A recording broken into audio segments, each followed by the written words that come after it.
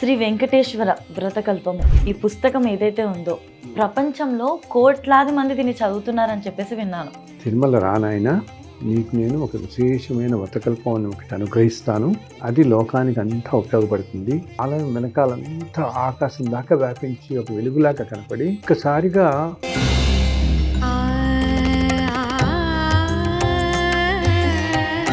గురుగారు, మీరు ఇంజనీరింగ్ చేశారు కదా గురుగారు, అలాంటప్పుడు వెంకటేశ్వర స్వామి వారి పైన ఇంత భక్తి అసలు ఎప్పుడు ఎలా కలిగింది? స్వామివారు ఓ రోజు నా కల్లో కనపడి, భక్తి అంటే ఏంటి గురుగారు, దాన్ని ఎలా నిర్వచించాలి, ఎందుకు అలవాటు చేసుకోవాలి, దానివల్ల ఏమైనా ఉపయోగాలు ఉన్నాయంటారా? అసలు భక్తి అంటే భగవంతుడి మీద అపారమైన ప్రేమ కలిగి ఉండటం. ఏదైనా మనిషిన తర్వాత జీవితంలో ఏదో ఆటుపోట్లు అవి ఇవి రాకుండా ఉండవు మనకి. సో ఇట్లా వచ్చినప్పుడు తట్టుకునే శక్తి కోసం మనం భగవంతుని ప్రార్థిస్తాం. భక్తికి ధర్మం తోడవుతే పరిపూర్ణం అవుతుంది అని చెప్పేసి అంటూ ఉంటారు. అది ఎందుకు గురుగారు అలాగా? భక్తి ధర్మం అనేవి ఇలా తప్పునే ఉంటాయి. అవతల వాళ్ళు నీకు ఏది చేస్తే నీ కష్టం అనిపిస్తోందో అది నువ్వు ఇంకోళ్ళకి చేయకు. అది అన్నిటికంటే అత్యుత్తమమైన ధర్మం. అది ధర్మాన్ని రక్షించండి, ఆ ధర్మం మిమ్మల్ని రక్షిస్తుంది. ధర్మాన్ని రక్షించండి అంటే మనం దాన్ని బోర్డులు పెట్టి ఫ్రేమ్ కట్టి పెట్టడం కాదు. రక్షించడం అంటే ఆచరించడం. తిరుమలలో తల్లి ప్రతి రాయి ప్రతి చెట్టుకి ఈరోజు లక్ష్మణులు వీళ్ళు దర్శనం చేసుకొస్తుంటారు కదా, సంవత్సరం పొడుగునా వీడొస్తుంటారు. తిరుమలలో బ్రహ్మోత్సవాలు జరుగుతూ ఉంటాయి కదా, అసలు ఈ బ్రహ్మోత్సవాల వెనుక ఉన్న విశిష్టత ఏంటి? నిత్య కళ్యాణం భక్తులు ఉంటారు. సంవత్సరం పొడుగునా ఉత్సవాలు జరుగుతూ ఉంటాయి.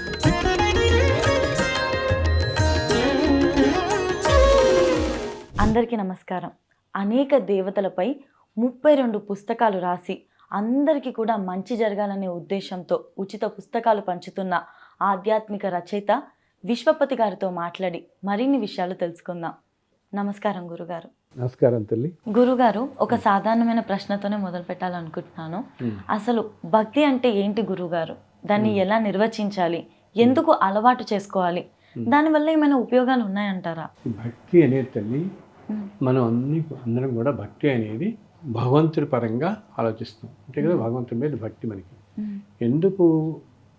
భక్తి అనేది మనకి చిన్నప్పటి నుంచి మన అందరి ఇళ్లలో పాతకాలం నుంచి నేర్పిస్తుంటారు కదా, భగవంతుడి మీద భక్తి పెట్టుకోండి, భక్తిగా ఉండండి.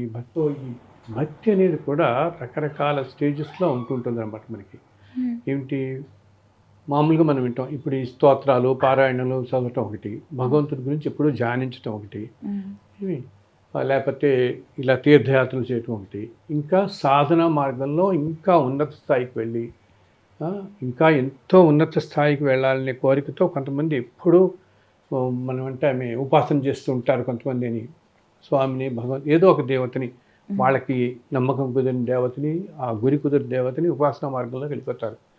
అది ఇంకా హయ్యెస్ట్ ఫామ్ అన్నమాట. దీంట్లో కూడా ఎన్నో ఉంటాం మనం. భక్తిలో కూడా అసలు నవవిధ భక్తి మార్గాలు అని ఉంటాయి. ఏంటి, శ్రవణం, కీర్తనం, రకరకాల మార్గాల్లో కొంతమంది ఏంటంటే మనం భగవంతుని ఎప్పుడూ కీర్తించడం ద్వారా, భగవంతుడికి సంబంధించిన కథలు వినటం ద్వారా, ఏదైనా భగవంతుడికి రకరకాల సేవలు చేయటం ద్వారా, లేకపోతే భగవంతుడికి ఇష్టమైన వాళ్ళని సేవ చేయడం ద్వారా, ఇట్లాగా చివరికి దాస్యం అని అంటాం. ఏమిటి, భగవంతుడికి దాసులు అవ్వటం, భగవంతుడిని ఎవరైతే కొలుస్తున్నారో వాళ్ళకి మనం దాసులు అవ్వటం, ఇలా ఎన్నో విధాల ఇది భక్తి ఎన్నో రకాల మార్గాలు ఉన్నాయి. దాంట్లో నవవిధ భక్తులు అంటాం అని మనం వింటుంటాం ఎప్పుడో అనమాట. సో భక్తి అనేది మనకి ఏంటంటే, అసలు భక్తి అంటే భగవంతుడి మీద అపారమైన ప్రేమ కలిగి ఉండటం. భక్తి అనేది రిచువలిస్టిక్గా ఆగిపోకూడదు. మనం ఏంటి జనరల్గా ఎందుకు చెప్పాలి, మనకి మానవ జీవితంలో మనందరికీ కూడా ఏ మనిషి అయినా అనుకుంటాడు సంతోషంగా ఉండాలనుకుంటాడు ఎప్పుడు, అంతే కదా. ఎటువంటి కష్టాలు రాకూడదు, ఎప్పుడు జీవితం చక్కగా సాగిపోతూ ఉండాలని అనుకుంటాడు. సో అట్లా ఉన్నప్పుడు మనకేంటి, ఏదైనా మనిషిన తర్వాత జీవితంలో ఏదో ఆటుపోట్లు అవి ఇవి రాకుండా ఉండవు మనకి. సో ఇట్లా వచ్చినప్పుడు తట్టుకునే శక్తి కోసం మనం భగవంతుని ప్రార్థిస్తాం. అది కూడా ఎవరెవరి నమ్మకాలు బట్టి వారు వాళ్ళని ప్రార్థిస్తారు. ఉమ్, ఈ నమ్మకం కూడా ఎలా వస్తుందంటే ఇప్పుడు చూడు కొంతమంది అంటారు నాకు కృష్ణుడు అంటే చాలా ప్రాణం అండి అంటారు. అవును. కొంతమంది ఏమో నాకు శివుడు అంటే చాలా ప్రాణం అంటారు. కొంతమంది అమ్మవారు అంటే చాలా ప్రాణం అంటారు. వెంకటేశ్వరం అంటే కొంతమంది చాలా ప్రాణం అంటారు కొంతమంది. కొంతమంది ఏమో షిరిడి సాయిబాబా. ఇంక సాయిబాబా అంటే చాలా ప్రాణం. నేను ప్రతి నెల షిరిడి వెళ్తాను, లేకపోతే నేను ఉండలేను అంటుంటారు కదా. అవును. ఇలా అది ఏంటంటే నమ్మకం కూడా మనకి ఎలా కుదురుతుందంటే ఒక్కొక్కరికి ఒక్కొక్క దేవత మీద ఉమ్, అది మన పూర్వజన్మ సంస్కారాల బట్టి పూర్వజన్మ వాసనలు బట్టి మనకు వస్తుంది. పూర్వజన్మల్లో కనుక ఇప్పుడు అందుకనే చూడు అసలు పుట్టడంతోనే మనకి ఏమీ తెలియకుండానే వీళ్ళకి ఉమ్, అంటే ఎవరు నేర్పించకుండానే కృష్ణుడు అంటే చాలా ప్రేమ అనేవాళ్ళు ఉన్నారు. అవును. ఉంటుంటాయి కదా మనం నాకు చాలా ఇష్టం అండి కృష్ణుడు అంటే అంటుంటారు. ఎందుకో కృష్ణుడి పేరు తలుచుకుంటే సంతోషం వచ్చేస్తుంది, ఆ రూపం చూస్తుంటే ఆనందం వస్తుంది అని. సో వీళ్ళల్లో ఏంటంటే బహుశా వీళ్ళలో కొంతమంది ఇలా వచ్చిన వాళ్ళు మరి ఎందుకు ఇలా వస్తుంది ఒక రూపం మీద మనకి ఆ గురి కానీ ఆ నమ్మకం కానీ ఆ ఆరాధన కానీ ఆ ప్రేమ కానీ అంత అభిమానం కానీ ఎందుకు వస్తుంటే ఉమ్, ఇంతకు ముందు జన్మల్లో మనం ఎప్పుడో బహుశా కృష్ణుడి ఆలయంలో అర్చకులు అయి ఉండటమో లేకపోతే కృష్ణుడికి గొప్ప భక్తుడు అయి ఉండటమో ఉమ్, లేకపోతే కృష్ణ కథలు ఎక్కువ వినటము ఆ దేవతలు అనమాట. ఏ కథలు అంటే కృష్ణుడు అంటే కృష్ణ అంటున్నా కథలు వినటము ఉమ్, ఆరు ఒక్కొక్కసారి ఎట్లా ఉంటాం అసలు నువ్వు బహుశా ఈ మనిషి బహుశా కృష్ణుడి గురించి గొప్ప గొప్ప రచనలు కూడా చేసి ఉండొచ్చు, ఏవో రచనలు కీర్తనలు పాడి ఉండొచ్చు చేసి ఉండొచ్చు. సో అవన్నీ ఈ మన సోల్కి పట్టుకుని వాసనలన్నీ అవి అలా క్యారీ అవుతాయి. క్యారీ అవ్వగానే మనం పుట్టడంతోనే మనకి తెలియకుండానే కొంతమందికి శివుడు అంటే ప్రాణం, కొంతమంది హనుమంతుడు అంటే ప్రాణం ఇట్లా అంటామే. సో ఏదో జన్మలో ఏదో బంధం ఉన్నవాడు అనమాట. ఉమ్, సో ఎందుకు అలవాటు పరుచుకోవాలి అందరూ అంటే మనకి భగవంతుడు అందరికంటే ప్రేమ స్వరూపుడు భగవంతుడు ఆయన. అవును కదా. అసలు భక్తి అనేది ప్రేమ తత్వం అనమాట. అబ్సల్యూట్ ప్రేమ తత్వం అనే భక్తి అంటాం మనం. ఉమ్, పూర్తిగా ఇప్పుడు కొంతమంది అంటారు చూడు నా కష్టాలన్నీ భగవంతుడి దగ్గరే చెప్పుకుంటానండి నేను అని అంటారు.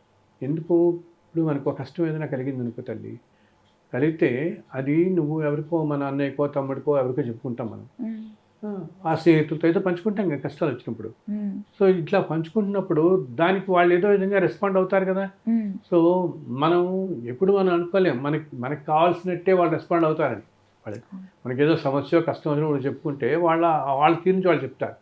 సో ఈ 10 మంది మనం అడిగామంటే 10 మంది ఏం చేస్తారు మనకి వాళ్ళు వాళ్ళ ఆలోచన మార్గాల నుంచి వాళ్ళు మనకి చెప్తారు. ఉమ్, ఏంటి మనకి వాళ్ళకి ఇంతకుముందు ఏదైనా సంఘటనలు జరుగున్నాయా, మన అండర్స్టాండింగ్ ఎట్లా ఉంటుంది, వాళ్ళకి మన అండర్స్టాండింగ్ ఎట్లా ఉంది, ఈ డైరెక్షన్ నుంచి ఆలోచించి దానికి తగ్గట్టుగా వాళ్ళు చెప్పేది ఉంటుంది. ఒకే సమస్య నీకు ఒకటే కష్టం వచ్చినప్పుడు 10 మందితో నువ్వు పంచుకుంటే 10 మంది 10 రకాలుగా చెప్తారు దీనికి నీకు. వాడు కోపం తెచ్చుకునేవాడు ఉంటాడు, ఒకటేమో వీడికి బాగానే జరిగిందిలే అని సంతోషపడేవాడు ఉంటాడు. అన్ని రకాల వాళ్ళని చూస్తాం కదా. అలా కాదు తల్లి నువ్వు ఇలా చేసి ఉండాల్సింది చెప్పేవాళ్ళు ఉంటారు బ్రాడ్గా. అయ్యో ఇలా జరిగిందా నీతో పాటు తొలేసి ఇచ్చేవా కొంచెం మనకి ఆ స్వాంతం ఇచ్చేవాళ్ళు ఉంటారు. ఇలా రకరకాలుగా జరుగుతుంది. ఒక్కొక్కళ్ళు ఒక్కొక్కటి. ఎందుకు అది వాళ్ళకి మనతో ఇంతకుముందున్న దాన్ని బట్టి అనుబంధం బట్టి వాళ్ళు అది చెప్తారు. వేరే భగవంతుడు చెప్పుకున్నాం అనుకో మనం, ఆయనకి ఇటువంటివి ఏమీ లేవు కదా. ఆయన చక్కగా నీ మనస్సులో నిజంగా ఏముంది, నువ్వు ఎందుకు అలా చేశావు అన్నది నీకు ఆయనకి చెప్తే ఇంకెవరికి తెలియదు. అవునా. మనతో పాటు 24 గంటలు ఉండే మన భర్తకో భార్యకో తల్లికో చెల్లికో ఎప్పుడూ తెలియకపోవచ్చు, కానీ మన ప్రతి కష్టం మన ఆలోచన ప్రతిదీ ఆయనకి మాత్రం తెలుస్తుంది.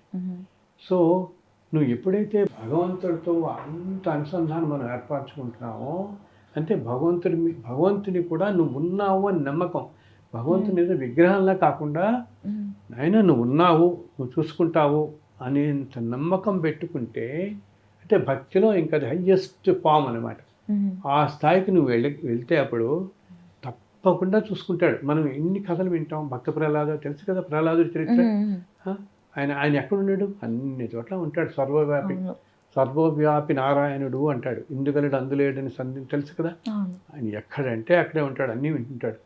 నీకు ఏదన్నా కష్టం వచ్చినా నష్టం వచ్చినా చెప్పడానికి అయ్యో నేను ఇక్కడ లేనే, నేను చాలా దూరంగా ఉన్నానే అనుకోక్కర్లేదు. నీ తల్లిలో తండ్రో అన్నో తమ్ముడో ఎవరో ఎక్కడో దూరాలుగా ఉండొచ్చు, కానీ ఈయన మాత్రం ఎప్పుడు మనతోనే ఉంటాడుగా, మన పక్కనే ఉంటాడు. సో నీకు ఇమ్మీడియట్ ఏ కష్టం వచ్చినా అవైలబుల్గా ఉండేది భగవంతుడే, అవైలబుల్గా ఉండేది. అండ్ అన్నీ అర్థం చేసుకునేది మనకి ఎలా కాస్త ధైర్యం చెప్పాలి, ఎలా ఓదార్చాలి, ఎలా ఈ కష్టం నుంచి బయటపడేయాలి, కాస్త సాంత్వన కలిగేలాగా 4 మాటలు ఎలా చెప్పాలి, అయ్యో పాపం ఈ అమ్మాయి ఇంత కష్టపడుతుంది ఈ పిల్ల అని చెప్పి బయటపడేయడానికి చూసేది ఆయనే కదా. ఎందుకు ఆయనే మనందరికీ తండ్రి, ఈ సృష్టి మొత్తానికి కారణభూతుడు ఆయనే కదా. సో భగవంతుడే. సో ఆయనకి అపారమైన ప్రేమ ఉంటుంది. మన వాళ్ళందరూ అనుకుంటుంటారు ఏదైనా కష్టాలు వస్తే ఏంటి అసలు భగవంతుడు ఉన్నాడా, ఇన్ని కష్టాలు పెట్టాడు అనుకుంటారు. కష్టాలు పెట్టినప్పుడు భగవంతుడు అనుకుంటారు, కానీ వాళ్ళకి మంచి ప్రమోషన్, మంచి ఉద్యోగం వచ్చిందనుకో, నువ్వు ఇచ్చావు ఉద్యోగం, నీ వల్ల నాకు ప్రమోషన్ ఇచ్చింది అనుకుంటాడు ఎవరన్నా. సుఖాల్లో జనరలీ తెలుసుకోవాలి. సాధారణ మానవులు మనం అందరం చేసే పని, ఏదైనా కష్టం వచ్చినప్పుడు మాత్రం నువ్వు నిజంగా నువ్వు ఉన్నావా 2 రకాలుగా ఉంటారు. ఒకటేమో నాయన నువ్వే తీర్చు అనేవాడు. కొంతమంది ఏమో చాలా బ్రహ్మాండంగా, అంటే మంచి హోదాలో మంచి పొజిషన్స్లో ఉండి అన్నీ జరుగుతున్న కాలం ఇవన్నీ నా వల్లే అనుకుని ఏదైనా కష్టం వచ్చినప్పుడు మాత్రం ఆ దేవుడు నాకు ఈ కష్టం ఇచ్చాడు అనుకుంటాడు. నిజంగా దేవుడు అనేవాడు ఎప్పుడు ఎవరికి మనకు కష్టం ఇవ్వడు.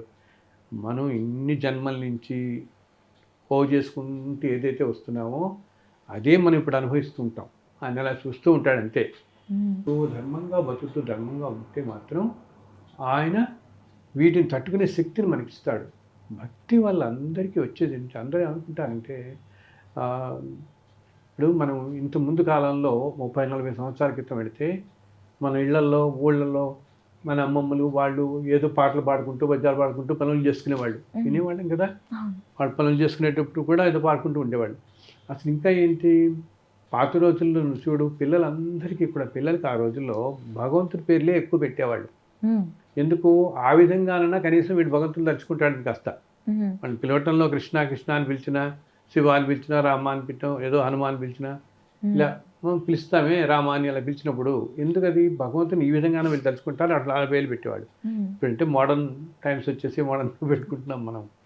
సో ఏంటంటే భగవంతుడి మీద అపారమైన ప్రేమ కలిగి ఉండడం అసలు భక్తి అంటే. సో దానికి అంత నమ్మకం గురి కుదరాలంటే గొప్పని ప్రతి ఒక్కరికి అంత వచ్చేది కదా. అందుకు నేను చేస్తానంటే, నాయన నువ్వు ఈ లలితా సహస్రనామం చదువు, ఈ స్తోత్రం చదువు, సుందరకాండ పారాయణం చెయ్యి, ఏదో చెప్తాం కదా. ఇలా లేకపోతే రామాయణం చదవండి, భారతం చదవండి, భాగవతం చదవండి, నారాయణీయం పారాయణ చేయండి, ఇట్లా రకరకాలు చెప్తాం, మనం వింటుంటాం. విష్ణు సహస్రనామం పారాయణ చేయండి, చాలా మంచిది. ఇలా చేయటం వల్ల ఏంటంటే మొట్టమొదటి ఏంటి, ఇప్పుడు నేను చెప్తున్న ఇవన్నీ కూడా ఎంతో మహానుభావులాంటివైన వాళ్ళు ఈ ప్రపంచానికి అందించినవి. ఒక విష్ణు సహస్రనామం కానీ, ఒక లలితా సహస్రనామం కానీ, ఇవన్నీ మహాభారత రామాయణాలు కానీ, నారాయణీయం కానీ, ఇవన్నీ మహాపురుషులు మనకి అందించినవి, భగవంతుడు అందించినవి మనకి. వాటిల్లో ఎంతో శక్తి ఉంటుంది, వాటిని మనం చదివేటప్పుడు కానీ వినేటప్పుడు కానీ. ఇంకొకటి ఏంటంటే మనకి భగవంతుడి ముందు గురి కుదరాలి, ఆ ఆలోచనలోకి ఎప్పుడు కంటిన్యూస్గా ఉండాలి అంటే, ఇప్పుడు నువ్వు లలితా సహస్రనామం చదువుతున్నప్పుడు సాధారణంగా ఏదైనా విశ్వాసనం కానీ ఏ స్తోత్రం చదివేటప్పుడు మెకానికల్గా చదువుకుంటూ వెళ్ళిపోకూడదు. సో వాళ్ళు చెప్పమన్నారుగా, చదువుతున్నప్పుడు ప్రతి క్షణం ఆ రూపాన్ని తలుచుకుంటూ చదవాలి మనం. ప్రతి నామం కూడా విష్ణు సహస్రనామాల్లో 1000 నామాలు, 1000 నామాలు ఒక్కొక్క నామానికి ఆయన యొక్క ఒక్కొక్క విశిష్టతని, గుణాలని వివరిస్తూ ఉంటాయి. మనం ఆ రూపాన్ని తలుచుకుంటూ చదువుతూ ఉంటాం. అప్పుడు ఏమవుతుంది, మనకి ఆ రూపం మీద మనకి ఆ కాన్సన్ట్రేషను, నమ్మకం కుదురుతుంది. గురి కుదురుతుంది కదా. పోనీ ఒక్కొక్క నామానికి మనం అర్థం తెలుసుకుని కాన్సన్ట్రేషన్ తెచ్చుకునేంత లేకపోయినా కనీసం ఇప్పుడు విష్ణు సహస్రనామం చదువుతున్నంతసేపు వెంకటేశ్వరాన్ని మనసులో తలుచుకోవాలి. సాధారణంగా చాలామంది ఏంటంటే ఈ పారాయణ చేసేటప్పుడు మెకానికల్గా చేసుకుంటూ వెళ్ళిపోతుంటాం మనం, అవునా?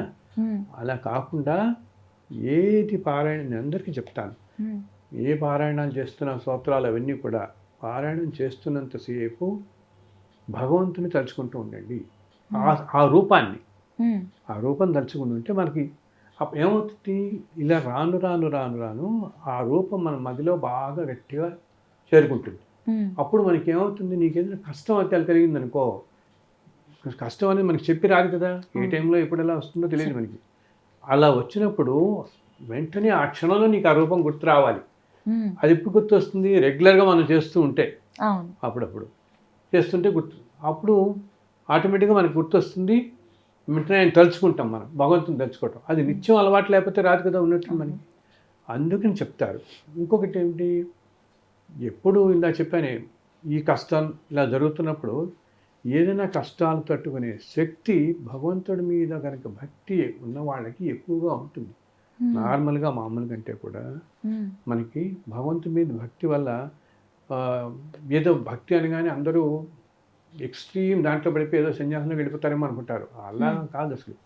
భగవంతుడి మీద నమ్మకము భక్తి ఉన్నవాళ్ళు డే టు డే లైఫ్లో నువ్వు ఏ రంగంలో ఉండని, IT Avani, medical Avani, banking, finance, sports, లేకపోతే ఇంజనీరింగ్, దేంట్లో ఏ లైన్స్లో ఎక్కడ ఉన్నా కూడా, ఒక ఐటీ ఫీల్డ్లో ఉన్నా, ఏ ఫీల్డ్లో ఉన్నా మనకి ఆ ఫీల్డ్ ఇప్పుడు ప్రతి ఉద్యోగం తర్వాత ఏవో ఒకటి వస్తూ ఉంటాయిగా. ఒక్కోసారి పక్క వాళ్ళతో ఏదో ప్రాబ్లం రావచ్చు, మన మేనేజర్తో ఏదో ప్రాబ్లమ్స్, ఏదో ఇష్యూస్ ఏవో వస్తూనే ఉంటాయి. ఇటువంటివి వచ్చినప్పుడు గబుక్కని మన మనశ్శాంతి పోయి మనం చాలా బాధపడిపోయి ఇదైపోతాం, కుంగిపోతాం.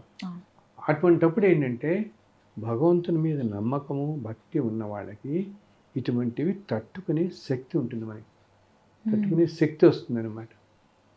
అందుకోసం అందరూ చెప్తారు, పెద్దవాళ్ళు అందరూ, ఆయన కాస్త భగవంతుని మీద భక్తి కలిగి ఉండండి, డివోషను, భక్తి, నమ్మకం అవి కలిగి ఉండండి. అది కూడా ఇందాక చెప్పాను, దీంట్లో కూడా ఏంటంటే మెకానికల్గా చేయకూడదు. ఏంటి, కొంతమంది అనుకుంటారు నేను రోజు 21 సార్లు పారాయణం చేస్తాను, ఇట్లాగ ఏదో ఒకటి అనుకుంటారే. సో అప్పుడు ఏమవుతుంది తెలుసా, నువ్వు ఆ నెంబర్ మీద దృష్టి పెడతారు వాళ్ళు. ఏదో ఒక నామం, కొంతమంది ఏమనుకుంటారంటే తల్లి అప్పుడప్పుడు అంటే, సార్ నేను ఈరోజు 1000 నామాలు జపించాను, 1000 సార్లు నామం జపించాను, లేకపోతే 2000 సార్లు జపించాను అని చెప్తారు. ఆ జపించటం ఏ నామం అయినా మంచిది, కానీ నామం జపించినంతసేపు నువ్వు నామం ఎందుకు జపిస్తున్నావు? ఆ భగవంతుని కూడా తలుచుకుంటూ ఉండాలి. అవునా? భగవంతుని తలుచుకోకుండా నీ నెంబర్ మీద పెట్టుకుంటే ఎట్లా నువ్వు? అవును కదా. అవును కదా, నీ నెంబరే కౌంట్ చేస్తూ పోతున్నావు. కానీ నువ్వు ఇప్పుడు ఏదో ఓం నమో నారాయణయ ఏదో అనుకుంటాం మనం. నాకు అప్పుడప్పుడు చెప్తారు కొంతమంది, సార్ నేను ఈరోజు 1100 సార్లు తలుచుకుందాం అనుకుంటున్నాను, అదే పారాయణం చేద్దాం అనుకుంటున్నాను, రోజుకి 1000 సార్లు చేస్తున్నాను ఏదో చెప్తుంటాయి కదా, వింటుంటామే. సో ఆ 1000 సార్లు చేస్తూ అంటే వాళ్ళు అరగంట గంట కొంచెం చేస్తారా? చేసేటప్పుడు నువ్వు ఇలా అనుకుంటూ కూడా నీ నెంబర్ మీదే ఉంటుంది నీ కాన్సన్ట్రేషన్. ఈయన కనిపిస్తాడా మన గంటలో? ఆయన కనపడ్డు. ఓం నమో నారాయణ అనుకుంటే ఈ నెంబర్ 5, 6, 8 ఇది లెక్క పెడుతూ ఉంటాం. బట్ ఎప్పుడు భగవంతుని మీద నువ్వు ఏ స్తోత్రం చదువుతున్నా, ఏ నామం చదువుతున్నా అదే పెట్టుకోవాలి, కౌంట్ మీద నెంబర్ మీద పెట్టుకోకూడదు. ఇప్పుడు మనం ప్రతి క్షణం బ్రీతింగ్ చేస్తాం, ఇన్నిసార్లు తీసుకుంటాం. మనం బ్రీతింగ్ మీద ఇన్నిసార్లు లెక్క పెట్టుకుంటున్నాం మనం, కానీ అది లేకపోతే బతకగలమా? బ్రీతింగ్ లేకపోతే బతకలేం. కానీ ఒక నిమిషానికి ఎన్నిసార్లు చేస్తాం, ఒక సెకండ్కి ఎన్నిసార్లు బ్రీతింగ్ చేస్తాం, మన హార్ట్ బీట్ ఇవన్నీ మనకు తెలుసు కదా. ఇంత బ్రీతింగ్ దీన్నే మనం లెక్క పెట్టుకుంటూ నువ్వు బ్రీతింగ్ చేయట్లేదు కదా. సో మన బ్రీతింగ్ అనేది ఏమిటి, మన అసలు ఉచ్ఛ్వాస నిశ్వాసాలు, మన శ్వాస అంతా ఆయనే, శ్వాస రూపంలో మన లోపల తిరిగేది ఆయనే. నువ్వు ఇది బ్రీతింగ్ మాత్రం నువ్వు లెక్క పెట్టుకోకుండా చేస్తున్నావు. నువ్వు నామం చదువుతున్నప్పుడు ఎందుకు లెక్క పెట్టుకోవాలి? ఈ లెక్క మీద నెంబర్ పెట్టుకుంటే నువ్వు భగవంతుని ధ్యానం దృష్టి ఎక్కడ ఉంటుంది మనకి? అవునా? అసలు చదవమని చెప్పేవాళ్ళు ఎందుకు చెప్తారు? ఏమైనా పెద్దవాళ్ళు మనకి, నాయన నువ్వు 1000 సార్లు పారాయణం చే, నామం చెయ్యి అంటారు. నామం ఎందుకు చెవింటారు? నామం చేస్తున్నంతసేపు ఆ రూపాన్ని తెలుసుకుంటాం మనము. ఆ రూపాన్ని తెలుసుకుంటే ఆ రూపం నుంచి శక్తి మనలో ప్రసరిస్తుంది. ఎప్పుడు భగవంతుడి రూపాలు ఎంతో శక్తివంతమైనవి ఉంటాయి కాబట్టి, నామంకి రూపానికి అంత శక్తి ఉంటుంది కాబట్టి నామం చదువుతూ రూపాన్ని కూడా తలుచుకుంటూ ఉండాలి. అప్పుడు దానికి ఒక పరిపూర్ణత సిద్ధిస్తుంది, మనం అనుకున్న పని నెరవేరుతుంది, మనకి ఆ ప్రశాంతత చేకూరుతుంది. చాలా చక్కగా చెప్పారు గురువుగారు. మనసుకి ప్రశాంతంగా హాయిగా ఉంది. నిజంగా స్వామివారిని, మనకి ఇష్ట దైవాన్ని అలా తలుచుకొని మొక్కుకున్నప్పుడు మనకు వచ్చే మనోధైర్యమే వేరని చెప్పారు. చాలా భక్తికి ధర్మం తోడవుతే పరిపూర్ణం అవుతుంది అని చెప్పేసి అంటుంటారు. అది ఎందుకు గురువుగారు అలాగా? ఇప్పుడు తల్లి, భక్తి ధర్మం అనేవి లాతుక్కునే ఉంటాయి. జీవితంలో ధార్మికంగా ఉండకుండా అసలు ధర్మం అంటేనే అవతల మనుషుల్ని కష్టపెట్టకుండా ఉండటం. అన్నిటికంటే తేలిక భాషలో చెప్పాలంటే ఏమిటి ధర్మం అంటే, అవతల వాళ్ళు నీకు ఏది చేస్తే నీ కష్టం అనిపిస్తోందో అది నువ్వు ఇంకోళ్ళకి చేయకు అని నిర్వచిస్తాను పెద్దలు అంటారు. అది అన్నిటికంటే అత్యుత్తమమైన ధర్మం అది. సో భక్తి అనేది ఇప్పుడు సపోజ్ నేను ఇందా చెప్తున్నట్టు మనం భక్తి అని ఏదో పూజలు యజ్ఞాలు యాగాలు చేస్తూ పోతాం అనుకో, దానికి ధర్మం కూడా తోడైతేనే, అంటే మనం నిత్యం ధార్మికంగా జీవిస్తూ ఉంటే ఆ భక్తికి రెండు తోడైతేనే అప్పుడు పూర్తి ఫలితం మనకు వస్తుంది. అలా కాకుండా మనం సింపుల్ ఎగ్జాంపుల్ చెప్పాలంటే ఇట్లాగే ఇంకో పారాయణం అని నాకు అనుకున్నామే. సో ఎవరో చెప్తారు నీకు ఏదో కష్టం నుంచి బయటపడడానికో, లేకపోతే మనకి మనసు బాగుందనో. ఈ మధ్య అన్నీ ఏంటంటే రకరకాల మెకానికల్గా అయిపోయినట్టు సార్. కొంతమంది సార్ వాళ్ళు ఎవరో చాలా పెద్ద గ్రూప్ అండి, వాళ్ళు 50 సార్లు పారాయణాలు చేసేస్తున్నారు. నేనేంటో చాలా వీళ్ళే జనరల్గా అవతలు చాలామంది ఏంటంటే ఏమనుకుంటారు, అవతల వాళ్ళు ఏదో గెయిన్ చేస్తున్నారు, నేను కోల్పోతున్నానని చెప్పి దానికోసం చేస్తారు. అర్థమైందా? పక్కింట్లో ఆవిడండి, ఆవిడ 50 సార్లు పారాయణం చేస్తుందండి, నేను 2 సార్లు కూడా చేయలేకపోతున్నానండి, ఈవిడ ఒకటే ఫీల్ అయిపోతుంటుంది. ఎవరెవరు వీలుని బట్టి, ఎవరెవరి కన్వీనియన్స్ని బట్టి వాళ్ళు చేయటం. కానీ అండ్ దానికి కూడా ఏంటి ఇందా చెప్పానే, అన్నిటికీ ముందర నువ్వు పొద్దున పారాయణం అది చేసినే ఓకే చేస్తున్నావు, అది ఒకటి మన ప్రశాంతత కోసమో మన అలవాటు కోసమో లేకపోతే ఒక పర్టికులర్ కారణం కోసమో చేసుకుంటూ వెళుతున్నాం అనుకుందాం. ఏదో ఒక కోరికను చేయటం ఆ నిత్యం మనకు అలవాటు ఉండి చేస్తున్నాం అనుకుందాం. కొంతమందికి రోజు పూజ చేయటం అలవాటు కదా, రోజు పూజ చేసుకుంటూ పారాయణ చేసుకుంటూ వెళ్తారు కదా. అలా వెళ్తున్నప్పుడు పొద్దున అయిపోయి ఒక గంట అయిపోయి పూజ చేసుకుని బయటపడిపోతాం. బయటపడిపోయి మన ఉద్యోగం మనం వాటిలో వెళ్తాం. ఇలా వెళ్తున్నప్పుడు కూడా డే అంతా కూడా మనం ధర్మంగా ఉండాలి. ప్రతి విషయంలో ధర్మంగా ఉంటేనే నీ భక్తి పొద్దున్న చేసిన పూజకి ఫలితం సిద్ధిస్తుంది. అలా కాకుండా నువ్వు ఆఫీస్కి వెళ్ళగానే నీ కింద వాళ్ళని విసుక్కుని, నీ పై వాళ్ళతో ఏదో దెబ్బలాట పెట్టుకుని, ఇంకేదో లేనిపోని సమస్యలు, ఒకళ్ళని ఎవరో అన్యాయంగా 4 మాటలు మాట్లాడి ఇవన్నీ చేస్తామనుకో, ఇవన్నీ కూడా అధర్మం కిందే వస్తాయి. అలాగే ఎవరికో ఇవ్వాల్సింది ఏదో సపోజ్ వాళ్ళ నువ్వు ఎవరి దగ్గర డబ్బు తీసుకుంటావు, ఫలానా టైంకి ఇస్తానంటావు, అది ఇవ్వకుండా 2-3 సంవత్సరాలు చేస్తున్నావు అనుకో. ఇంత డిలే చేస్తుంటే అవతల మనిషికి నీకేదో కష్టంలో ఇచ్చిన వాడే కదా అవతల మనిషి. నువ్వు ఫలానా టైంకి ఇస్తానంటావు, కానీ మనం ఇవ్వకుండా ఇదిగో అదిగో అని ఇక తీసుకునేటప్పుడు చాలా సంతోషంగా తీసుకుంటాం. ఇవ్వడానికి మాత్రం అందరికీ ఒకంతలో మనసు రాదు తిరిగి ఇవ్వడానికి. అవునా? ఏదైనా కష్టం ఉంది కానీ ఇవ్వగానే పాపం ఎవరు ఇస్తావు, ఇదిగో 6 నెలలు 3 నెలలు ఇలా చేసుకుంటూ పెడుతున్నావు అనుకో. ఇలా చేసుకుంటూ పోతూ నీ పూజ మాత్రం పొద్దున్న రోజు పూజ చేసుకుని అతను మళ్ళీ ఫోన్ చేస్తుంటాడు, ఇదిగో కాదు రేపు అంటావు, ఎల్లుండి అంటావు. సో డే టు డే లైఫ్లో ప్రతి విషయంలో మనం ధర్మం ఆచరించాలి. ధర్మంగా ఉన్నప్పుడే నీ భక్తి కూడా పరిపూర్ణత సిద్ధిస్తుంది, దానికి లభిస్తుంది. లేకపోతే నువ్వు ఈ స్తోత్రాలు చేయడం, పారాయణం చేయడం ఇవన్నీ చేస్తూ ధర్మంగా ఉండకపోతే భగవంతుడు ఎప్పుడూ కూడా దాన్ని ఏమాత్రం ఒప్పుకోవడానికి కాదు, అసలు క్షమించడు కూడా అని చెప్పాల్సి వస్తుంది. కానీ అన్నిటికంటే ఆయన చూసేది మనిషి. ఇంకా నీకు భగవంతుని మీద రోజుల శ్లోకాలు ఇవి చేసుకునేంత శక్తి సామర్థ్యాలు లేకపోయినా ధర్మంగా కేవలం ధర్మంగా ఉండటం వల్లనే కూడా భగవంతుడి దగ్గరగా ఉంటాం మనం. అది అన్నిటికంటే ముఖ్యమైనదన్నమాట. అది ఈ కాలంలో అదే కదా లోపించింది. అన్ని చోట్ల చూస్తున్నాం, మనుషులు ఎవరిని చూసినా ఒకళ్ళొకళ్ళు మోసాలు చేయటం, న్యాయాలు చేయటం, ఇవే ఎక్కువ. సో అసలు ధర్మం అంటేనే భగవత్ స్వరూపం అంటాం. ఏదైనా మనిషి అనమాట ధర్మం ఆచరించేవాడైతేట ఆ మనిషిని చూస్తుంటే మనకు తెలుస్తుంది, ఆ మనిషి దగ్గర ఎంతో తేజస్సు ఉంటుంది. అసలు ఆ మనిషి నడిచొస్తుంటే భగవంతుడు నడిచొస్తుంటే ఉంటుంది అని చెప్తారు. ఎందుకంటే ధర్మం అనేది స్వరూపమే, భగవంత్ స్వరూపమే ధర్మం అన్నమాట. అది అందుకని భగవంతుడి ఎదుల ఎంతో భక్తి ఉండటం అనేది, దానికి ధర్మం కూడా తోడవ్వాలి. ధర్మంగా ప్రతి దాంట్లో ఏంటి పొద్దునేచి రాత్రి దాకా మనం చేసే అన్ని పనుల్లో, మనం మాట్లాడే వ్యక్తులతో, మనం కలిసే వాళ్ళతో అందరితో కూడా అందరినీ సమదృష్టితో చూడగలగాలి. ఒకళ్ళని ఎక్కువ ఒకళ్ళని తక్కువ అని చూడకుండా. సాధారణంగా ఏంటి తల్లి, ఇప్పుడు నన్ను అందరూ అంటుంటారు, నేను ఎన్నో ఇంట్రెస్ట్లు చెప్తుంటాను, ధర్మంగా ఉండండి, అది కాపాడినట్టు మిమ్మల్ని ఏది కాపాడదని. ఇప్పుడు మన చుట్టూ ఉన్న వాళ్ళలో మనం ఎన్నో జన్మ నుంచి వస్తూ ఉంటాం కదా. ఇప్పుడు మన ఇంట్లో పనిచేసే వాళ్ళు ఉంటారు, మన ఆఫీస్లో ఒకళ్ళు ఉంటారు, మనం బయటకు ఎక్కగానే నువ్వేదో క్యాబ్ ఎక్కుతావు ఎవరో ఉంటారు. వీళ్ళందరూ ప్రతి మనిషితో రోడ్డు మీద నడుస్తుంటే నువ్వు ఏదో షాప్కి ఏదో కొనుక్కుంటావు, షాప్లో ఎవరో ఉంటారు వాళ్ళు. అవునా, ఇంటరాక్షన్ మనకి రోజు ఎంతో మందితో ఇంటరాక్షన్ ఉంటుంది కదా, మార్నింగ్ టు నైట్. మనం ఎక్కే బస్సు దగ్గర నుంచి ప్రతి వాళ్ళ దగ్గర నుంచి, నీకు ఎక్కడో టికెట్ తీసుకున్న దగ్గర నుంచి, ఓ షాప్కి వెళ్ళినా, ఓ కూరల షాప్కి వెళ్ళినా, ఓ బట్టల షాప్కి వెళ్ళినా, నీకు అందరితో ఏదో ఇంటరాక్షన్ ఉంటుంది కదా, మార్నింగ్ టు ఈవినింగ్. ఆఫీస్లో కొలీగ్స్ ఉంటారు, లేకపోతే మీ బాస్లు ఉంటారు, ఏదో మీటింగ్లు అవుతుంటాయి, మళ్ళీ ఇంకెక్కడికో బయటకు వస్తాం, హోటల్కి వెళ్తాము, లేకపోతే ఈవినింగ్ వచ్చి ఎక్కడికో సినిమాకి వెళ్తాం, ఏదో ప్రతిరోజు ఎన్నో ఇంటరాక్షన్స్ ఉంటాయి.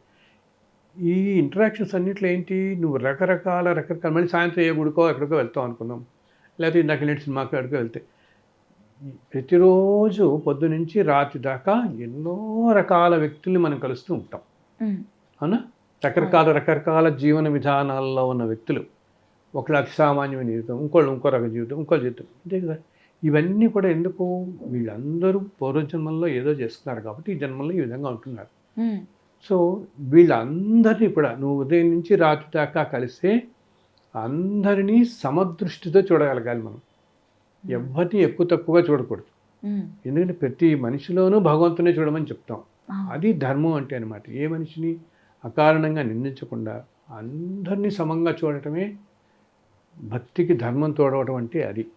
అసలు చూడడానికి కూడా నేను ఇంకోటి కూడా చెప్తాను, అసలు ఇన్ని జన్మల్లో మనం కోట్లాది జన్మల నుంచి వస్తాం కదా.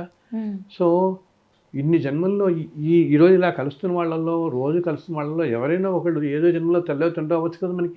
మనకేం తెలుసు, మనకి అన్నో తమ్ముడో తెల్లో తండ్రో ఎవరో అవ్వచ్చు. ఇన్ని కోట్లాది జన్మల్లో ఎవరో మనకి వీళ్ళల్లో. సో ఇప్పుడు మనం మన తండ్రినో తల్లినో హక్కుని అకారణంగా నిందించాం కదా మనం. ఓకే, మామూలుగా ఏమన్నాం కదా. వీళ్ళందరినీ కూడా అలాగే చూడొచ్చు కదా. ఎవరో ఏ జన్మలో ఎవరు నీకో వీళ్ళు. అందులో కొంతమంది చూడు ఎంతో అభిమానంగా ఉంటారు మనం అంటే, తెలియకుండా ఎంతో అభిమానం వస్తుంది మన మీద వాళ్ళకి. అవునా, మనకి కొంతమంది మీద వస్తుంది. ఎక్కడో ఏదో చోట కొత్తగా కలుస్తాం, కానీ చాలా అభిమానం వస్తుంది. అన్నీ కావాల్సినవి చూద్దాం, ఏర్పాటు చేయాలి, అన్ని బాగుండాలి, మనుషులు వీళ్ళు బాగుండాలి అనుకుంటుంటామే. సో ఏదో జన్మలో ఏదో బంధం అనమాట. ఆ దృష్టి కనుక మనం పెట్టుకుంటే అందరినీ సమదృష్టితో చూడటం అనేది అత్యుత్తమైన ధర్మం. ఇలా ఉన్నప్పుడు నువ్వు పొద్దున్న చేసే పూజకు కూడా బ్రహ్మాండమైన ప్రతిఫలం లభిస్తుంది. ఆ పూజకు కూడా అంత సార్థకత జరుగుతుంది. భగవంతుడు అప్పుడు ఎంతో సంతోషిస్తాడు. వీడు ఒత్తిగా నన్ను స్తోత్రాలు చేసి పోవటం కాదు, పొద్దున కూర్చుని పగలంతా కూడా చాలా ధర్మంగా ఉంటున్నాడు అని సంతోషపడతాడు ఆయన. అందుకని లేకపోతే ఊరినే మనకి 1000 కోట్లు ఉన్నాయి కదా అని చెప్పేసి తిరుమల వెళ్ళిపోయి హుండీలో వేసేస్తున్నారు. డబ్బున్న వాళ్ళు చాలామంది వేస్తారు కదా. ఆయన చాలామంది వేసినంత మాత్రం వాళ్ళకి అన్నీ తీరుతున్నాయా? అందరికీ అన్నీ తీరవు కదా. సో నీకేంటి, ధర్మంగా నువ్వు జీవిస్తున్నావా లేదా అన్నది ఆయన చూస్తాడు. నువ్వు నాకు ఎందుకు చేసావు, నువ్వు నన్ను 1000 సార్లు పొగిడావా, 2000 సార్లు పొగిడావా, లేకపోతే నువ్వు నా హుండలు చూసి 50 కోట్లు వేసావు అని కాదు. నువ్వు ధర్మంగా ఉంటున్నావా లేదా. ఈ జీవి ఎంత ధర్మంగా ఉంటున్నాడు, పొద్దునుంచి అందరినీ శ్రమదృష్టితో చూస్తున్నాడా, ఎవరైనా కష్టం పెడుతున్నాడా, అన్యాయం చేస్తున్నాడా, ఏంటి సొసైటీ కానీ తోటి మనుషులకు కానీ. బికాజ్ ఒక మనిషికి అన్యాయం చేస్తే బాధపడతాడు కదా. మనం బాధపడడం, మనకి ఎవరికి అన్యాయం చేస్తే బాధపడతాం కదా. సో అవతల మనిషికి కూడా మనం చేయకూడదు అట్లాగా. ఇది ధర్మం అన్నమాట. సో భక్తికి ధర్మం కూడా తోడైతే అది రక్షించినట్టు ఏది రక్షిస్తుంది మనకి. అంటే ఎందుకు చెప్తున్నానంటే, ఇప్పుడు మనం ఎన్నో మన చుట్టూతో చూస్తుంటాం చూడ, మన జీవితాల్లో అన్ఎక్స్పెక్టెడ్ సంఘటనలు జరుగుతుంటాయి. ఏదో రోడ్డు మీదకి వెళ్తాం, మనకి ఏదో యాక్సిడెంట్స్ జరుగుతాయి, ఏవో అనారోగ్యాలు వస్తుంటాయి, ఇవన్నీ కదా. ఇవన్నీ ఎందుకు, పూర్వజన్మల్లో మనం పుణ్యఫలాలను బట్టి పాపఫలాలను బట్టి అనుభవిస్తూ ఉంటాం. సో మనకి ఏదైనా ఇలా జరగాల్సి ఉన్నా కూడా, ఇప్పుడు మనం ఏదో హైవే మీద ఎక్కడికో వెళ్తుంటాం, ఊరు ఏ యాక్సిడెంటో మనకి గబుక్ని పూర్వజన్మలో ఏదో చేసుకున్న పాపం వల్ల ఏదో జరగాల్సి ఉందనుకున్నాం. అయినా ఎప్పుడైతే మనం భగవంతుని మీద నమ్మకం పెట్టుకుని, భగవంతుని మీద అంత నమ్మకం భక్తి పెట్టుకుని ధార్మికంగా బతుకుతుంటే మనము అటువంటివి ఏమన్నా ప్రారంభ కర్మల వల్ల వచ్చేవి కూడా ఆయన పక్కకి తోసిస్తాడు. ఆయన పక్కకి తోసి మనం రక్షిస్తాడు. సో భక్తితో పాటు ధర్మంగా ఉన్నప్పుడు he will take care of us, మనం రక్షిస్తాడు అనమాట. సో అందుకని అది చాలా మనం అన్ని చోట్ల చూస్తూ ఉంటాం. ఏంటి, బయటకు వెళ్ళిన తర్వాత తిరుమలలో చూస్తాం, ఎన్నో ఆలయాల్లో చూస్తాం, ధర్మో రక్షిత రక్షిత అని ఉంటుంది. ధర్మాన్ని రక్షించండి, ఆ ధర్మం మిమ్మల్ని రక్షిస్తుంది అని. ధర్మాన్ని రక్షించండి అంటే మనం దాన్ని బోర్డులు పెట్టి ఫ్రేమ్ కట్టి పెట్టడం కాదు. రక్షించటం అంటే ఆచరించటం. మనం ఆచరించాలి. ఆచరించటమే ధర్మాన్ని ఆచరించడం, దాన్ని రక్షించడం అన్నమాట. మనం ఆచరించి చూపించాలి. అలా ఆచరించినప్పుడు అది మనని రక్షిస్తుంది. ధర్మాన్ని రక్షిస్తుందంటే భగవంతుడు మనం రక్షిస్తాడు. సో భక్తికి ధర్మంకి ఇంత ఇది. అందరూ కూడా ఈ కాలంలో ధర్మంగా బతకాలి అన్నా భయపడతారు. అసలు ధర్మంగా ఎలా బతకాలి, ధర్మాన్ని ఎలా ఆచరించాలి, ఇది సాధ్యమేనా అన్న ఆలోచన అయితే అందరికీ ఉంటుంది. కానీ అందరినీ సమానంగా చూస్తూ ఎవరి మనసును ఒప్పించకుండా ఆనందంగా ఉంటే చాలు అని చెప్పేసి ధర్మాన్ని ఇంత తేలికగా ఆచరించవచ్చు అని చెప్పారు గురుగారు. సింపుల్గా అదే మనం పురాణాల నుంచి మనం అప్పుడు కథలన్నా చూడు, ఎంతో ధర్మంగా బతికిన వాళ్ళంతా ఎంతో సౌమ్యంగా ఉంటారు. ధర్మాత్ములు అనుకున్న వాళ్ళు. ఎందుకు మనం పంచపాండవుల్లో ధర్మరాజు అంటాం, ధర్మాత్ముడు అంటాం. ఎంతో సౌమ్యంగా ఉండేవాడు ధర్మాత్ముడు. ధర్మరాజు ఎప్పుడూ కూడా ఏమాత్రం సహనం కోల్పోకుండా ఉండేవాడు. ఈ రోజుల్లో మనందరికీ ఏంటంటే ప్రతి చిన్నదానికి అసహనం, సంయమనం లేకపోవటం. అంతే కదా, ప్రతి చిన్నదానికి గౌక్కి మనకి కోపం వచ్చేస్తుంది, ఎమోషన్స్ వచ్చేస్తాయి. ఇవి రానియకుండా ఉంచుకోవాలి అన్నింటినీ. ఆ ఎమోషన్స్ అన్నింటినీ కంట్రోల్ చేసుకుంటూ ఉంటే మనకు అప్పుడు ఈ శక్తి వస్తుంది అన్నమాట. ఇవన్నీ తట్టుకునే శక్తి, ధర్మం వైపు వెళ్ళే శక్తి వస్తుంది మనకు అప్పుడు, ధర్మానికి కూడా. గురుగారు మీరు ఇంజనీరింగ్ చేశారు కదా గురుగారు, అలాంటప్పుడు వెంకటేశ్వర స్వామి వారి పైన ఇంత భక్తి అసలు ఎప్పుడు ఎలా కలిగింది? అసలు మనకి అందరికీ కూడా చెప్పాలంటే ఆంధ్రదేశంలో, అంటే నేను చెప్తున్నా ఆంధ్ర తెలంగాణ మన రాష్ట్రాలు అనుకో, తెలుగు రాష్ట్రాల్లో కానీ అసలు ముఖ్యంగా సౌత్ ఇండియా మొత్తంలో అందరికీ కూడా చాలామందికి వెంకటేశ్వర స్వామి అంటే ప్రాణం కదా. ఎంతోమంది కుటుంబాలకి స్వామివారి ఇలవేల్పు. అంత దాకా ఎందుకు, మొన్నటి దాకా అయితే చాలామంది ఇళ్లల్లో పిల్లలకి ఏదో ఒకటి వెంకటేశ్వరం పేరు పెట్టుకునేవాళ్ళు. ముగ్గురు నలుగురు పిల్లలు అంటే ఎవరో ఒకరికి శ్రీనివాసనో వెంకటేశ్వరరావునో ఏదో ఒకటి, శేషాచలనో వెంకటాచలపతిని ఇట్లా వచ్చేది. అలాగే కాకుండా చాలామందికి పేర్లు ముందు వెంకట అని పెట్టుకుంటారు. చాలామంది పిల్లలు వాళ్ళకి ఏంటంటే వెంకటేశ్వరం అంటే అంత నమ్మకం వచ్చి ఈ పేరు ఏదన్నా ముందర వెంకటాన్ని తగిలిస్తారు, ఫస్ట్ వెంకటాన్ని పెడతారు. సో స్వామివారితో బంధం మనందరికీ ఎప్పటి నుంచో తరతరాలుగా అలా వస్తుంది. ముఖ్యంగా మన తెలుగు వాళ్ళందరికీ కూడా ఎంతో ఆరాధ్యదైవంగా వస్తున్నాడు. మా నాన్నగారు చిన్నప్పుడు లేవగానే ప్రతిరోజు స్నానం చేసి వెంకటేశ్వర స్వామి వారి సుప్రభాతం చదువుకునేవాడు. సుప్రభాతం చదువుకోకుండా ఆయన ఏ పని ప్రారంభించేవాడు కాదు. అంటే ప్రారంభించాడు కాదు, అసలు కాపీ కూడా తాగేవాడు కాదు. అది కూడా చదవటం కూడా ఏంటి, ఇల్లంతా తిరుగుతూ ఆయన అలా బయట చదువుతుండేవాడు. ఆయన స్నానం చేసి వచ్చేసి చదువుకుంటుండేవాడు. సో అది మాకు అలా మైండ్లో పడిపోయింది. మాకు చిన్నప్పటి నుంచి అది వింటూ పెరిగాం కదా. అసలు ఈ రోజుల్లో అయితే తల్లి తగ్గిపోయింది, కానీ పాత రోజుల్లో 20-30 సంవత్సరాల క్రితం దాకా కూడా అందరూ చాలామంది పొద్దున్నే రేడియోలో కానీ గ్యాజెట్స్లో కానీ వాళ్ళు ఎవ్రీడే సుప్రభాతం పెట్టుకునేవాళ్ళు. ఇంట్లో సుప్రభాతం పెట్టుకుని పనులు చేసుకుంటుండేవాళ్ళు పొద్దున్నే. అంత అలవాటుగా ఉండేది స్వామివారి. అసలు సుప్రభాతంలో కౌసల్య సుప్రజారామ అనేది తెలియని వాళ్ళు ఉండరు సాధారణంగా. వెంకటేశ్వర స్వామి సుప్రభాతం అనేది అంత ప్రాముఖ్యం అన్నమాట. అంత మహత్తరమైనటువంటి ఎంతో అద్భుతమైన శక్తి కలిగింది సుప్రభాతం. ఆ వినటం వల్ల మాకేంటంటే మా అందరికీ కూడా ఇంట్లో మా అన్నదమ్ములందరికీ ఆ నమ్మకం, స్వామివారి మీద ఆ గురి, ఆ ఆకర్షణ, ఆ స్వామి మీద భక్తి, అంత గురి అలా కలిగే మాకు అప్పటి నుంచి కూడా. స్వామి వెంకటేశ్వర స్వామి అనేది సో వెళ్ళటం ఏంటంటే స్వామి మీద అలా భక్తి కలిగింది మా అందరికీ నమ్మకం. సో వెళ్ళటం ఏంటంటే ఎక్కువగా పాత రోజుల్లో మనకి ఆ కాలంలో ఇంత ఎఫర్డబిలిటీ ఉండేది కాదు కదా. సో ఎప్పుడో మేము 10 ఏళ్ళకో ఎప్పుడో వెళ్ళేవాళ్ళము ఆ రోజుల్లో. ఇప్పుడు ఏంటంటే అన్నీ బాగా వచ్చేసి ఎఫర్డబిలిటీ వచ్చి ఫ్రీక్వెంట్గా అందరూ 6 నెలలకి సంవత్సరానికి వెళ్ళిపోతున్నారు, 2 నెలలకి వెళ్ళిపోతున్నాం.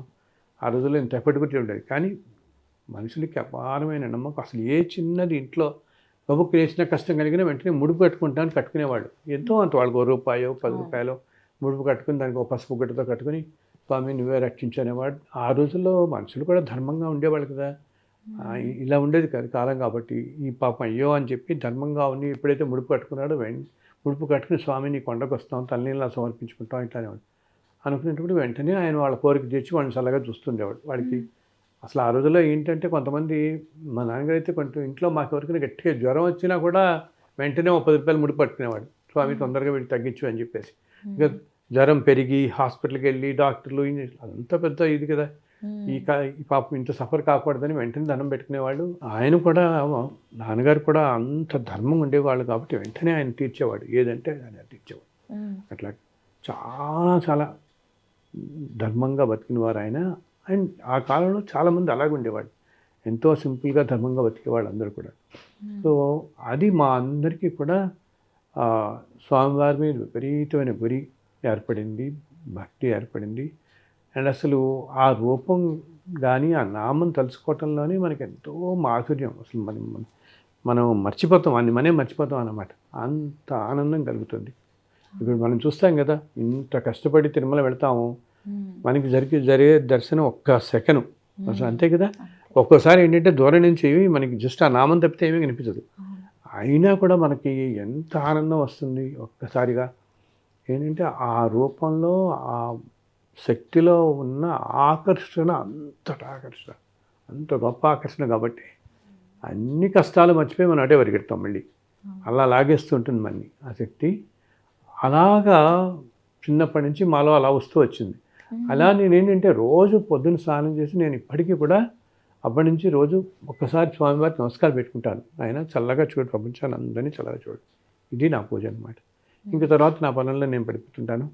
ఆ తర్వాత నేను 2001లో నేను మొట్టమొదటి పుస్తకం రాశాను, శ్రీనివాస మహత్యం అని చెప్పి. మొట్టమొదటి, ఇప్పుడు చాలామందికి వెంకటేశ్వర అతకల్పం గురించి బాగా తెలుసు. అని నేను మొట్టమొదటి రాసిన పుస్తకం శ్రీనివాస మహత్యం అని. అది నాకు స్వామివారు ఓ రోజు నా కల్లో కనపడి, నాయన తిరుమల విశేషాలతో ఒక పుస్తకం రాయి అని చెప్తే, ఎందుకంటే తిరుమలలో తల్లి మనం ఇలా చూస్తాం కానీ ప్రతి రాయి ప్రతి చెట్టుకి అక్కడ ఒక కథ ఉంటుంది. అంత విశిష్టమైన ప్లేస్ తిరుమల అంటే అన్నమాట. అందుకనే ఇన్ని లక్షల మంది, ప్రతిరోజు 1,00,000 మంది వీళ్ళు దర్శనం చేసుకొస్తుంటారు కదా, సంవత్సరం పొడుగునా వెళ్ళొస్తుంటారు. అండ్ మనం చూడు ఎన్నో చోట్ల వింటుంటాం, ఏమిటి అక్కడెక్కడ నార్త్ ఇండియాలో ఒక ఆలయంలో ఏదో ఉత్సవాలు జరుగుతున్నాయి, ఏదో ఉత్సవాలు ఏంటి సంవత్సరానికి ఒకసారో 2 సార్లు ఉత్సవాలు జరిగినప్పుడు 50,000 మంది 1,00,000 మంది వస్తే పెద్ద స్టాంపీడ్ అయిపోయి పాపం కొంతమంది దెబ్బలు తగిలి కొంతమంది ప్రాణాలు కలిపి ఇలా జరుగుతుంటుంది అంటామే. అటువంటిది తిరుమలలో నీకు ప్రతిరోజు నీకు 1,00,000 మంది వస్తూనే ఉన్నారు. సంవత్సరం పొడుగున 1,00,000 మంది వస్తుంటారు. అందరూ వస్తారు, అందరూ స్వామిని దర్శించుకుంటారు, చక్కగా పెడతారు, అన్నీ స్మూత్గా జరిగిపోతుంటాయి. ఇన్ని సక్రమంగా జరుగుతున్నాయి అంటే ఆయన శక్తి కాబట్టి ఏమిటి అక్కడ కదా. మనం కొన్ని చోట్ల ఎప్పుడో సంవత్సరానికి 1సారో 2 సార్లో నీకు ఏదైనా ఉత్సవాలు జరిగినప్పుడే స్టాంపీడ్ అయ్యి గందరగోళం అయిపోతుంటే, ఇక్కడ రోజు నీకు అవుతున్న చోట్ల అంత శక్తివంతుడు అనమాట ఆయన. ఈ సృష్టి మొత్తాన్ని అలా కాపాడుతున్నామని. సో అది అక్కడ ఎన్నో విశేషాలండి. మనం వెళ్ళి స్వామిని దర్శించుకుంటాం, కానీ ఏంటి అసలు ఆ స్వామి ఎప్పుడు వచ్చాడు, ఎలా వచ్చాడు. మనం ఆనంద నిలయం అంటాం, బంగారు గోపురం ఆనంద నిలయం అంటాం ఆయన స్వామి ఉన్న గర్భగుడిని. ఈ ఆనంద నిలయానికి పైన గోపురం ఎప్పుడు వచ్చింది, అసలు దాన్ని ఆనంద నిలయం అని ఎలా అంటాము. అలాగే ధ్వజస్తంభం, ప్రతి దాని వెనకాల ఎన్నెన్నో పైన. అలాగే తిరుమల కొండ మీద 1008 పుణ్యతీర్థాలు ఉన్నాయి ఆ కొండల్లో. మనకందరికీ మనం అందరికీ మామూలుగా ఏదో పాప వినాశనం, ఆకాశగంగా అని చూస్తుంటాం, ఈ రెండు వింటాం ఎక్కువ కదా. కానీ అలాగే కోనేరు ఉంటుంది, పక్కనే పుష్కరిణి ఉంటుంది కదా, స్వామి పుష్కరిణి వింటాం. దాంతోపాటు ఆకాశగంగా, పాప వినాశనం ఇవన్నీ చెప్తాం. కానీ అసలు ఆ శేషాచల పర్వతాల్లో 1008 పుణ్యతీర్థాలు ఉంటాయి. వాటిల్లో 108 తీర్థాలు ఇంకా ప్రశస్తమైనటువంటివి చాలా. వాటిలో 7 తీర్థాలు ఇంకా ప్రశస్తమైనటువంటి తీర్థాలు. ఆ 7 తీర్థాలు మన వాళ్ళకి అందరికీ తెలిసినవి, యాక్సెస్ అయినవి. మిగిలిన చాలా తీర్థాలు ఏంటంటే ఎక్కడో అడవుల్లో లోపల ఉంటాయి, మనం యాక్సెస్ వెళ్ళలేం, ఈజీగా తేలిగ్గా వెళ్ళాం.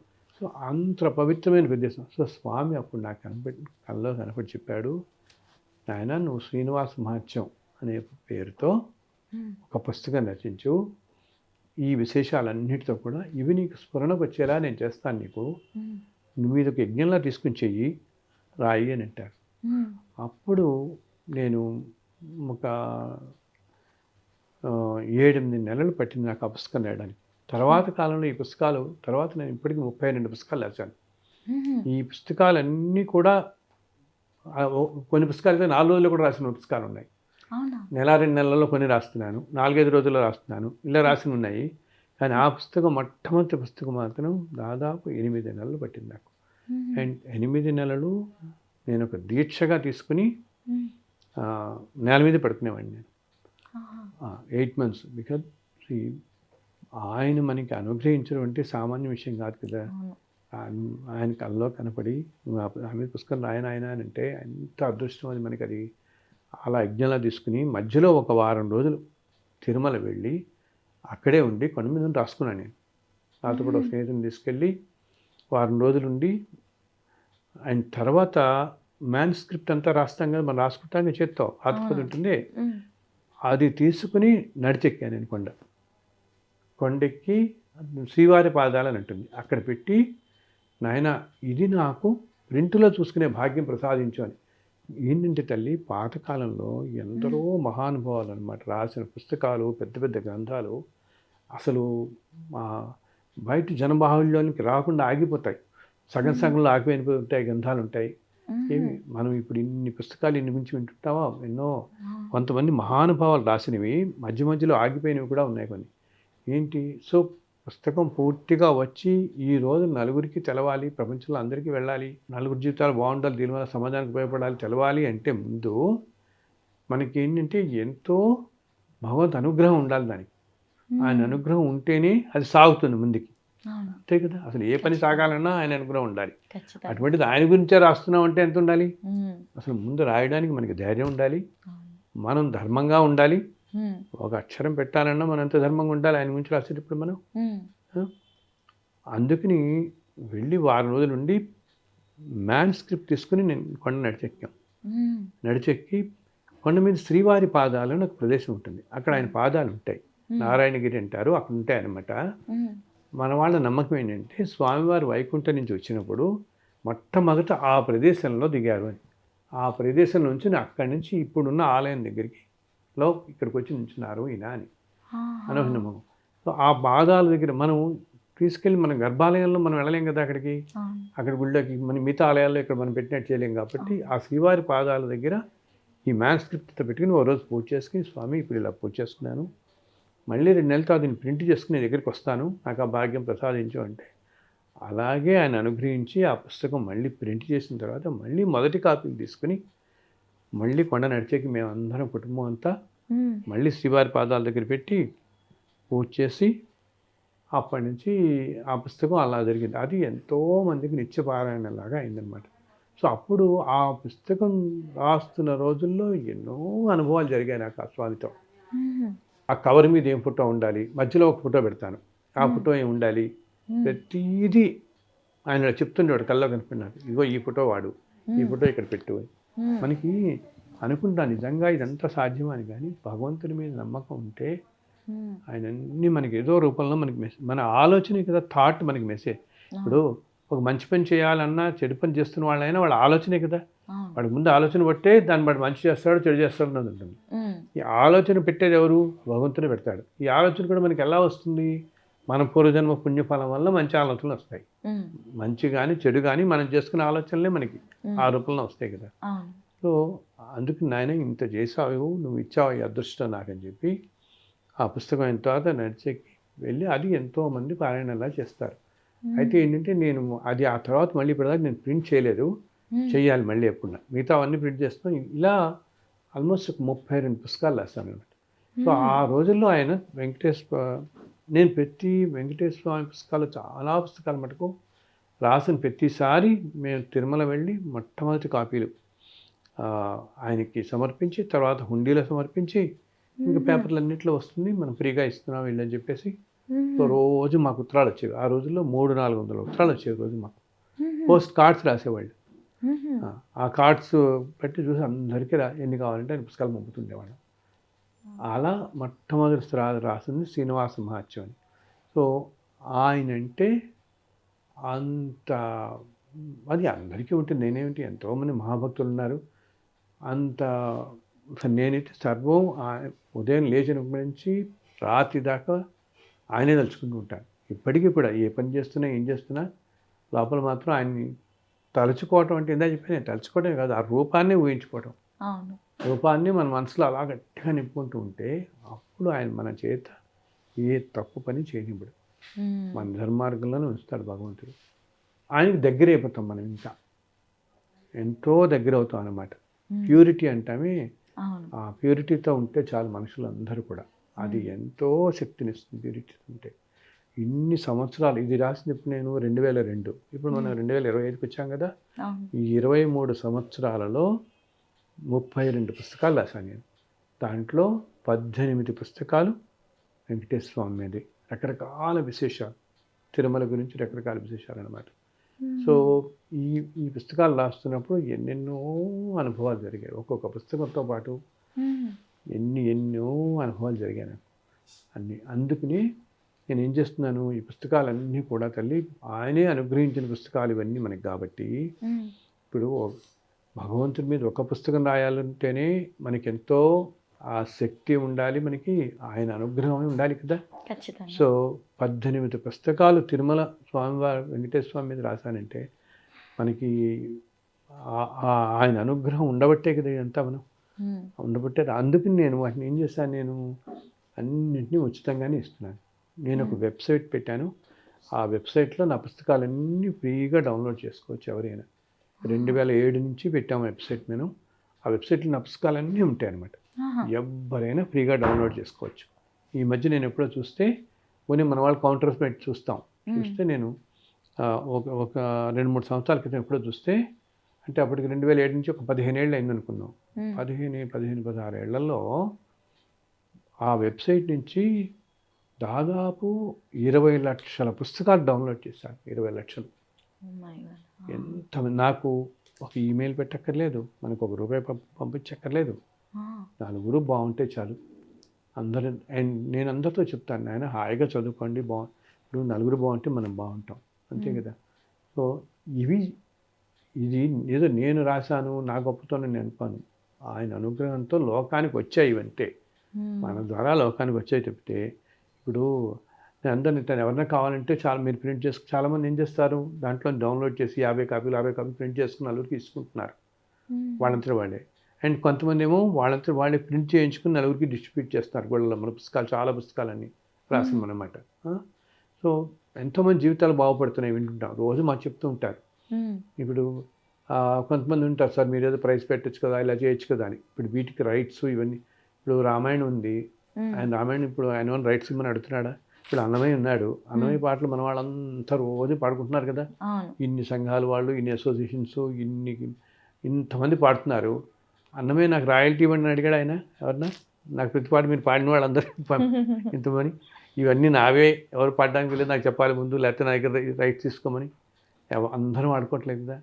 అలాగే నేను రాసిన పుస్తకాలు కానీ ఇవన్నీ కూడా ప్రపంచానికి వచ్చాయి అంతే. అది ఆయన అపారమైన అనుగ్రహంతో మన ద్వారా ప్రపంచానికి వచ్చాయి. సో ముందు తరాల వాళ్ళు తన ఉపయోగించకుండా అందరూ బాగుండండి, అందరికీ రావాలి. అంటే ఇవి నావి అని నేను ఎప్పుడు అనుకోను. నేను అసలు ఇవి నావి, దీనివల్ల ఏదో నాకు ఈ లాభం రావాలి అస్సలు నేను అసలు ఆలోచన పెట్టుకుని, నేను నలుగురు బాగుండాలి అంతే. ఎవరైనా ఎన్నన్నా ప్రింట్ చేసుకోండి, చక్కగా నలుగురికి ఇవ్వండి, చదువుకోండి, సంతోషంగా ఉండండి, అంతకంటే ఇంకేం అక్కర్లేదు. నేను అన్నిట్లో రాస్తాను. నేను ఈ పుస్తకం పూర్తి ఉచితూనే ఉంటుంది, అన్నీ ఉచితంగా ఇస్తున్నాము. ఎన్నో భాషలకు ట్రాన్స్లేట్ అవుతుంటాయి, ఇవన్నీ కూడా అలా వెళుతున్నాయి అన్నమాట. ఏంటంటే అందరూ బాగుండటం కదా మనకు కావాల్సింది. అండ్ ఇది కూడా ఏంటి, ఇలా ఆలోచించే శక్తి కానీ ఆ దృష్టి కానీ ఆయనే మనకి ఇవ్వాలి. ఆయన అనుగ్రహం లేకపోతే కుదురుతుందా? లేకపోతే ఆయన అనుగ్రహం లేకపోతే హాయిగా ఎందుకు ఎవరన్నా నడుతుంటారు అప్పుడప్పుడు, ఎందుసారి ఇవన్నీ ఇన్ని కష్టాలు. ఎందుకంటే ఇవి రాస్తున్నప్పుడు తల్లి కొన్ని రోజులు మేము ఎన్నో కష్టాలు పడ్డాం. ఒక్కొక్క టైంలో ఇప్పుడు ఇందాక శ్రీనివాస మహత్యం అని చెప్పానే, మొట్టమొదటి బుక్, ఆ బుక్ రాస్తున్నప్పుడు ఆల్మోస్ట్ 8 నెలలు నేను ఇంటి రెంట్ కూడా నేను కట్టలేకపోయాను. సో కొంతమంది నాతో అనేవాళ్ళు, ఎన్నిసార్లు హాయిగా మీరు అమ్మేసేయచ్చు కదా బోర్డు, ఇంత డిమాండ్ ఉంది కదా ఈ పుస్తకాలకి అని. నేను అస్సలు చేయను. నేను భగవంతుడిది అసలు ఆ మాట కూడా నేను ఆలోచించాను. ఆ మాట కూడా నేను వెళ్ళని నలుగురికి పెడుతుంటే అందరూ బాగుంటారు. అందరూ బాగుంటే అవే మనకి పెద్ద బ్లెస్సింగ్స్, అంతకు మించింది ఏముంటుంది మనకి. అండ్ ఇందాక చెప్పానే, ఏ పనికైనా భక్తికి కూడా ధర్మం కూడా తోడైతేనే అప్పుడే రాణిస్తుంది, అది అప్పుడే సఫలం అవుతుంది. ఈరోజు చదువుకుంటున్న వాళ్ళు, నీ తర్వాత చెప్తాను ముందు ముందు, ఈ చదువుతున్న వాళ్ళ జీవితాల్లో ఎన్ని మార్పులు వస్తున్నాయో అన్నమాట. ఊహించిన మార్పులు కలుగుతున్నాయి, సంతోషంగా ఉంటున్నారు. అంటే అవి మనం అలా తీసుకుని చేయటం బట్టే కదా వాటికి. అలా కాకుండా వాటికి కూడా మనం ఇలా రేట్ పెట్టేసి ఇది అట్లాంటి పెడితే కమర్షియల్ ఆస్పెక్ట్ వచ్చేస్తే ఏం నిలుస్తుంది మనకి, అది నిలవదు కదా. అందుకే నేను ఎప్పుడు చెప్తాను, ముందు తరాల వాళ్ళ కోసం ఇవి. మనం కొన్నాళ్ళు ఉంటాం, ఎన్నాళ్ళు ఉంటే నీ శరీరం వెళ్ళిపోతుంది. బట్ ఇవైతే ప్రపంచానికి వచ్చేసాయి కదా, అది కూడా భగవత్ సంకల్పం అనుకోవాలి. ఇప్పుడు వెంకటేశ్వర స్వామి మీద చెప్పాను, ఒక పుస్తకం రాయటమే కష్టం, 18 పుస్తకాలు రాసి అనుగ్రహం ఇచ్చి, అండ్ అవన్నీ కూడా ఈరోజు ఎన్నో వేద పాఠశాలల్లో పీఠాధిపతులు ఎంతోమంది చేత నిత్యం చదవబడుతున్నాయి, నిత్యం ఆచరింపబడుతున్నాయి. అంటే అంతకు మించిన భాగ్యం మనకి ఏముంటుంది, ఇంకా అంతకు మించిన అదృష్టం ఏముంటుంది మనకి కదా. ఇంత కమర్షియల్ వరల్డ్లో, ఇంత కమర్షియల్ ప్రపంచంలో ఇంత నిస్వార్థంగా మన యొక్క పని నలుగురికి ఉపయోగపడేలా ఉంటే చాలు అని చెప్పేసి ఉచితంగా, మనకి పర్సనల్గా ఎన్ని ప్రాబ్లమ్స్ ఉన్నా కూడా మన వర్క్ 10 మందికి చేరి వాళ్ళకి మంచి జరిగితే చాలు అని చెప్పేసి మీరు చెప్పిన మాటలు ఏవైతే ఉన్నాయో, డెఫినెట్గా గురుగారు ఈ తరం పిల్లలకి చాలా ఇన్స్పైరింగ్గా అనిపిస్తుంది.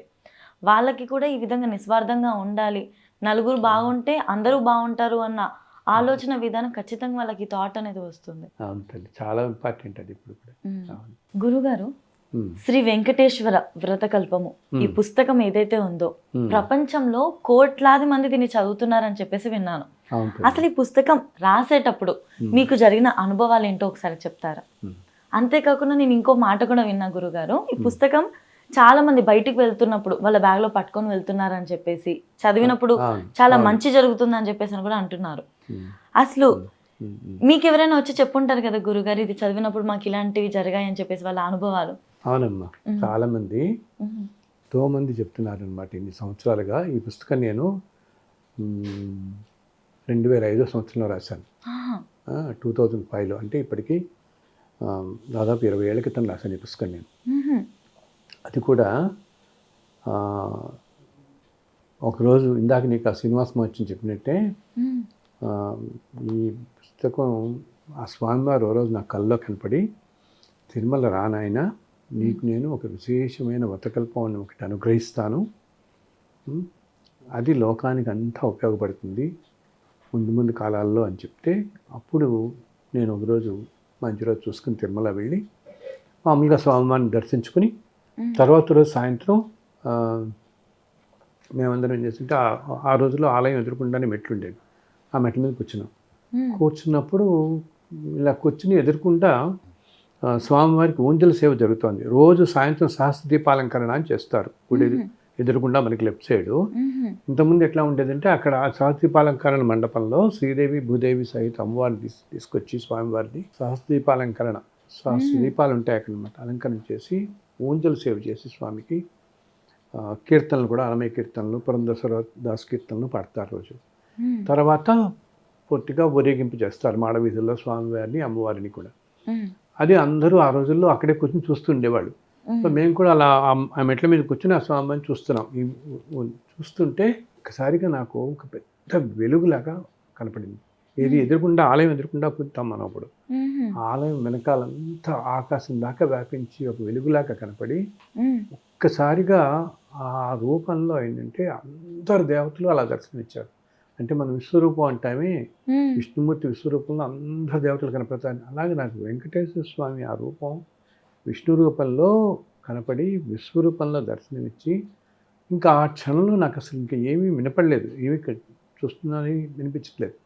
అప్పుడు ఆయన నాకు కొన్ని మాటలు వినపడ్డాయి అన్నమాట. ఆయన అనుగ్రహంలాగా నాకు మనస్సుకి అలా వినపడ్డాయి. అది ఆయన ఏం చెప్తారంటే, ఆయన ఇది వెంకటేశ్వర వ్రతకల్పము అనే పేరుతో వస్తుంది, దీంట్లో 5 కథలు ఉంటాయి. మొదటి కథ ఇప్పుడు నేను చెప్తున్నాను, ఈ విశేషాలన్నీ కూడా ఎలా చేసుకోవాలి ఏమిటి విధానం అంతా. మిగిలిన 4 కథలు తర్వాత కాలంలో 4 మహర్షులు మీకు ప్రత్యక్షమే చెప్తారు. ఈ వ్రతం ఏంటంటే 2 విధాలుగా చేసుకోవచ్చు. ఒకటేమో మామూలుగా విధి విధానాలతో మనం సత్యనారాయణ చేస్తాం కదా, అట్లాగా అన్ని మామూలుగా ఏంటి కలశ స్థాపన చేసి మండపారాధన చేసుకుని అంతా చేసుకుని డీటెయిల్డ్ ప్రాసెస్లో. అండ్ దాంట్లో వెంకటేశ్వర స్వామి, పద్మావతి, లక్ష్మి అష్టోత్తరాలు ఉంటాయి. ఈ అష్టోత్తరాలు చదువుకుని విధి విధానాలతో చేసుకునే పద్ధతి ఒకటి. రెండో పద్ధతి ఏంటంటే ఏ రోజైనా సరే ఎవరైనా ఒక కులం, గోత్రం, ఉపవాసాలు, నియమనిష్టలు ఏమీ అవసరం లేకుండా కేవలం ఉన్న చోట నుంచి, అంటే ఇలా కూర్చుని పొద్దున్న, సాయంత్రం, రాత్రి మన ఇష్టం ఏ టైంలో అయినా సరే, ఏ సమయంలో అయినా ఎవరైనా కూడా ఎక్కడి నుంచి అయినా, నువ్వు ట్రావెల్లో వెళ్తుండొచ్చు, ఏదో ఉద్యోగంలో ఎక్కడికి వెళ్తుంది, ఎప్పుడైనా సరే కేవలం స్ట్రైట్గా కథల్లో గడిపోయి ఈ 5 కథలు చదివి ఉన్న చోట నుంచే నాకు ఒక్క నమస్కారం పెట్టినా నేను రెండిటికి సమాన ఫలితం ఇస్తాను అని చెప్పాడు ఆ రోజు ఆయన. సో అప్పుడు నేను ఏదో నా దగ్గర ఒక పెన్ను పేపర్ అంటే అంతా రాసుకున్నాను. ఆ మొదటి విధానం అంతా కూడా ఆయన చెప్పినవన్నీ రాసుకున్న తర్వాత మళ్ళీ వెనక్కి తిరిగి హైదరాబాద్ వచ్చిన తర్వాత ఇంటికి వచ్చి ఆ కథలన్నీ రాసుకుంటే, ఆ తర్వాత 4 మహర్షులు ఆయన చెప్పినట్టే భరద్వాజుడు, విశ్వామిత్రుడు, వశిష్ఠుడు, అత్రి 4 మహర్షులు తెల్లవారుజాము సమయంలో నాకు ప్రత్యక్షమయ్యి వాళ్ళు చెప్తుంటే రాసిన కథలు దాంట్లో 4 అధ్యాయాలు, మిగతా 4 ఉంటాయి. ఈ 5 అధ్యాయాలతోనే ఈ పుస్తకం వచ్చింది అనమాట. ఇప్పుడు అంత విశేషం ఉంది దీని వెనకాల. 2005లో రాసిన పుస్తకం ఇది. సో ఇది 2 విధాలుగా చేసుకోవచ్చు ఉంది కదా. ఒకటి ఇలా చేసుకోవచ్చు, రెండోదేమో కేవలం కథలు చదివినా చేసుకోవచ్చు. సో అది ఇంకా మహా అనుగ్రహంగా ఆయన దగ్గర నుంచి భావించి స్వామివారి అనుగ్రహించిన పుస్తకం కదా మనకి. సో వచ్చిన తర్వాత రాసి ప్రింట్ చేసి మళ్ళీ తిరుమల వెళ్ళి మొట్టమొదటి కాపీలతో స్వామివారి హుండీలో సమర్పించి, నేను ప్రతిదీ చెప్పాను కదా అలా చేస్తానని, శ్రీవారి పాదాల దగ్గర పెట్టి హుండీలో సమర్పించి స్వామికి, తర్వాత పేపర్లన్నింటిలో వచ్చింది ఇలా ఊరినే ఇస్తానని చెప్పేసి. అయితే విచిత్రం ఏంటంటే ఆ తర్వాత మేము ఎన్నోసార్లు తిరుమల వెళ్ళాం, కానీ ఆ పుస్తకం నేను తీసుకెళ్ళి వెళ్ళినప్పుడు జరిగినంత అద్భుతమైన దర్శనం, అంత తక్కువ టైంలో దర్శనం ఇప్పటిదాకా నాకు దొరకలేదు. ఓకే, ఇప్పుడు నేను అప్పుడప్పుడు మేము విఐపి బ్రేక్ దర్శనాల్లో వెళ్తున్నాం ఇవన్నీ, అప్పుడు మామూలు దర్శనంలో మేము వెళ్ళాము. అండ్ ఆ రోజు కూడా ఏంటి, వినాయక చవితి రోజు వెళ్ళాము మేము. ఆ వినాయక చవితి రోజు ఈ పుస్తకం స్వామివారి హుండీలో వెళ్ళింది అనమాట. అలా ఎందుకు అనుకున్నాం వినాయక చవితికి ఈసారి అక్కడ ఉందాం అని చెప్పి. సో ఆ కాటేజ్లోనే వినాయకుడి పూజ చేసుకున్నాం, స్వామివారి దర్శనానికి వెళ్ళాం. వెళ్తే ఆశ్చర్యం, అసలు మా ముందు అసలు క్యూ లైన్ లేదు. మేము ఇలా లైన్లోకి వెళ్తే అలా నడుచుకుంటూ ఎంత 13 నిమిషాలు 12-13 నిమిషాల్లో మేము స్వామి దగ్గరకుండా ఉన్నాం అంతే. అసలు నడవటం తప్పితే అసలు జనమనే లేదు.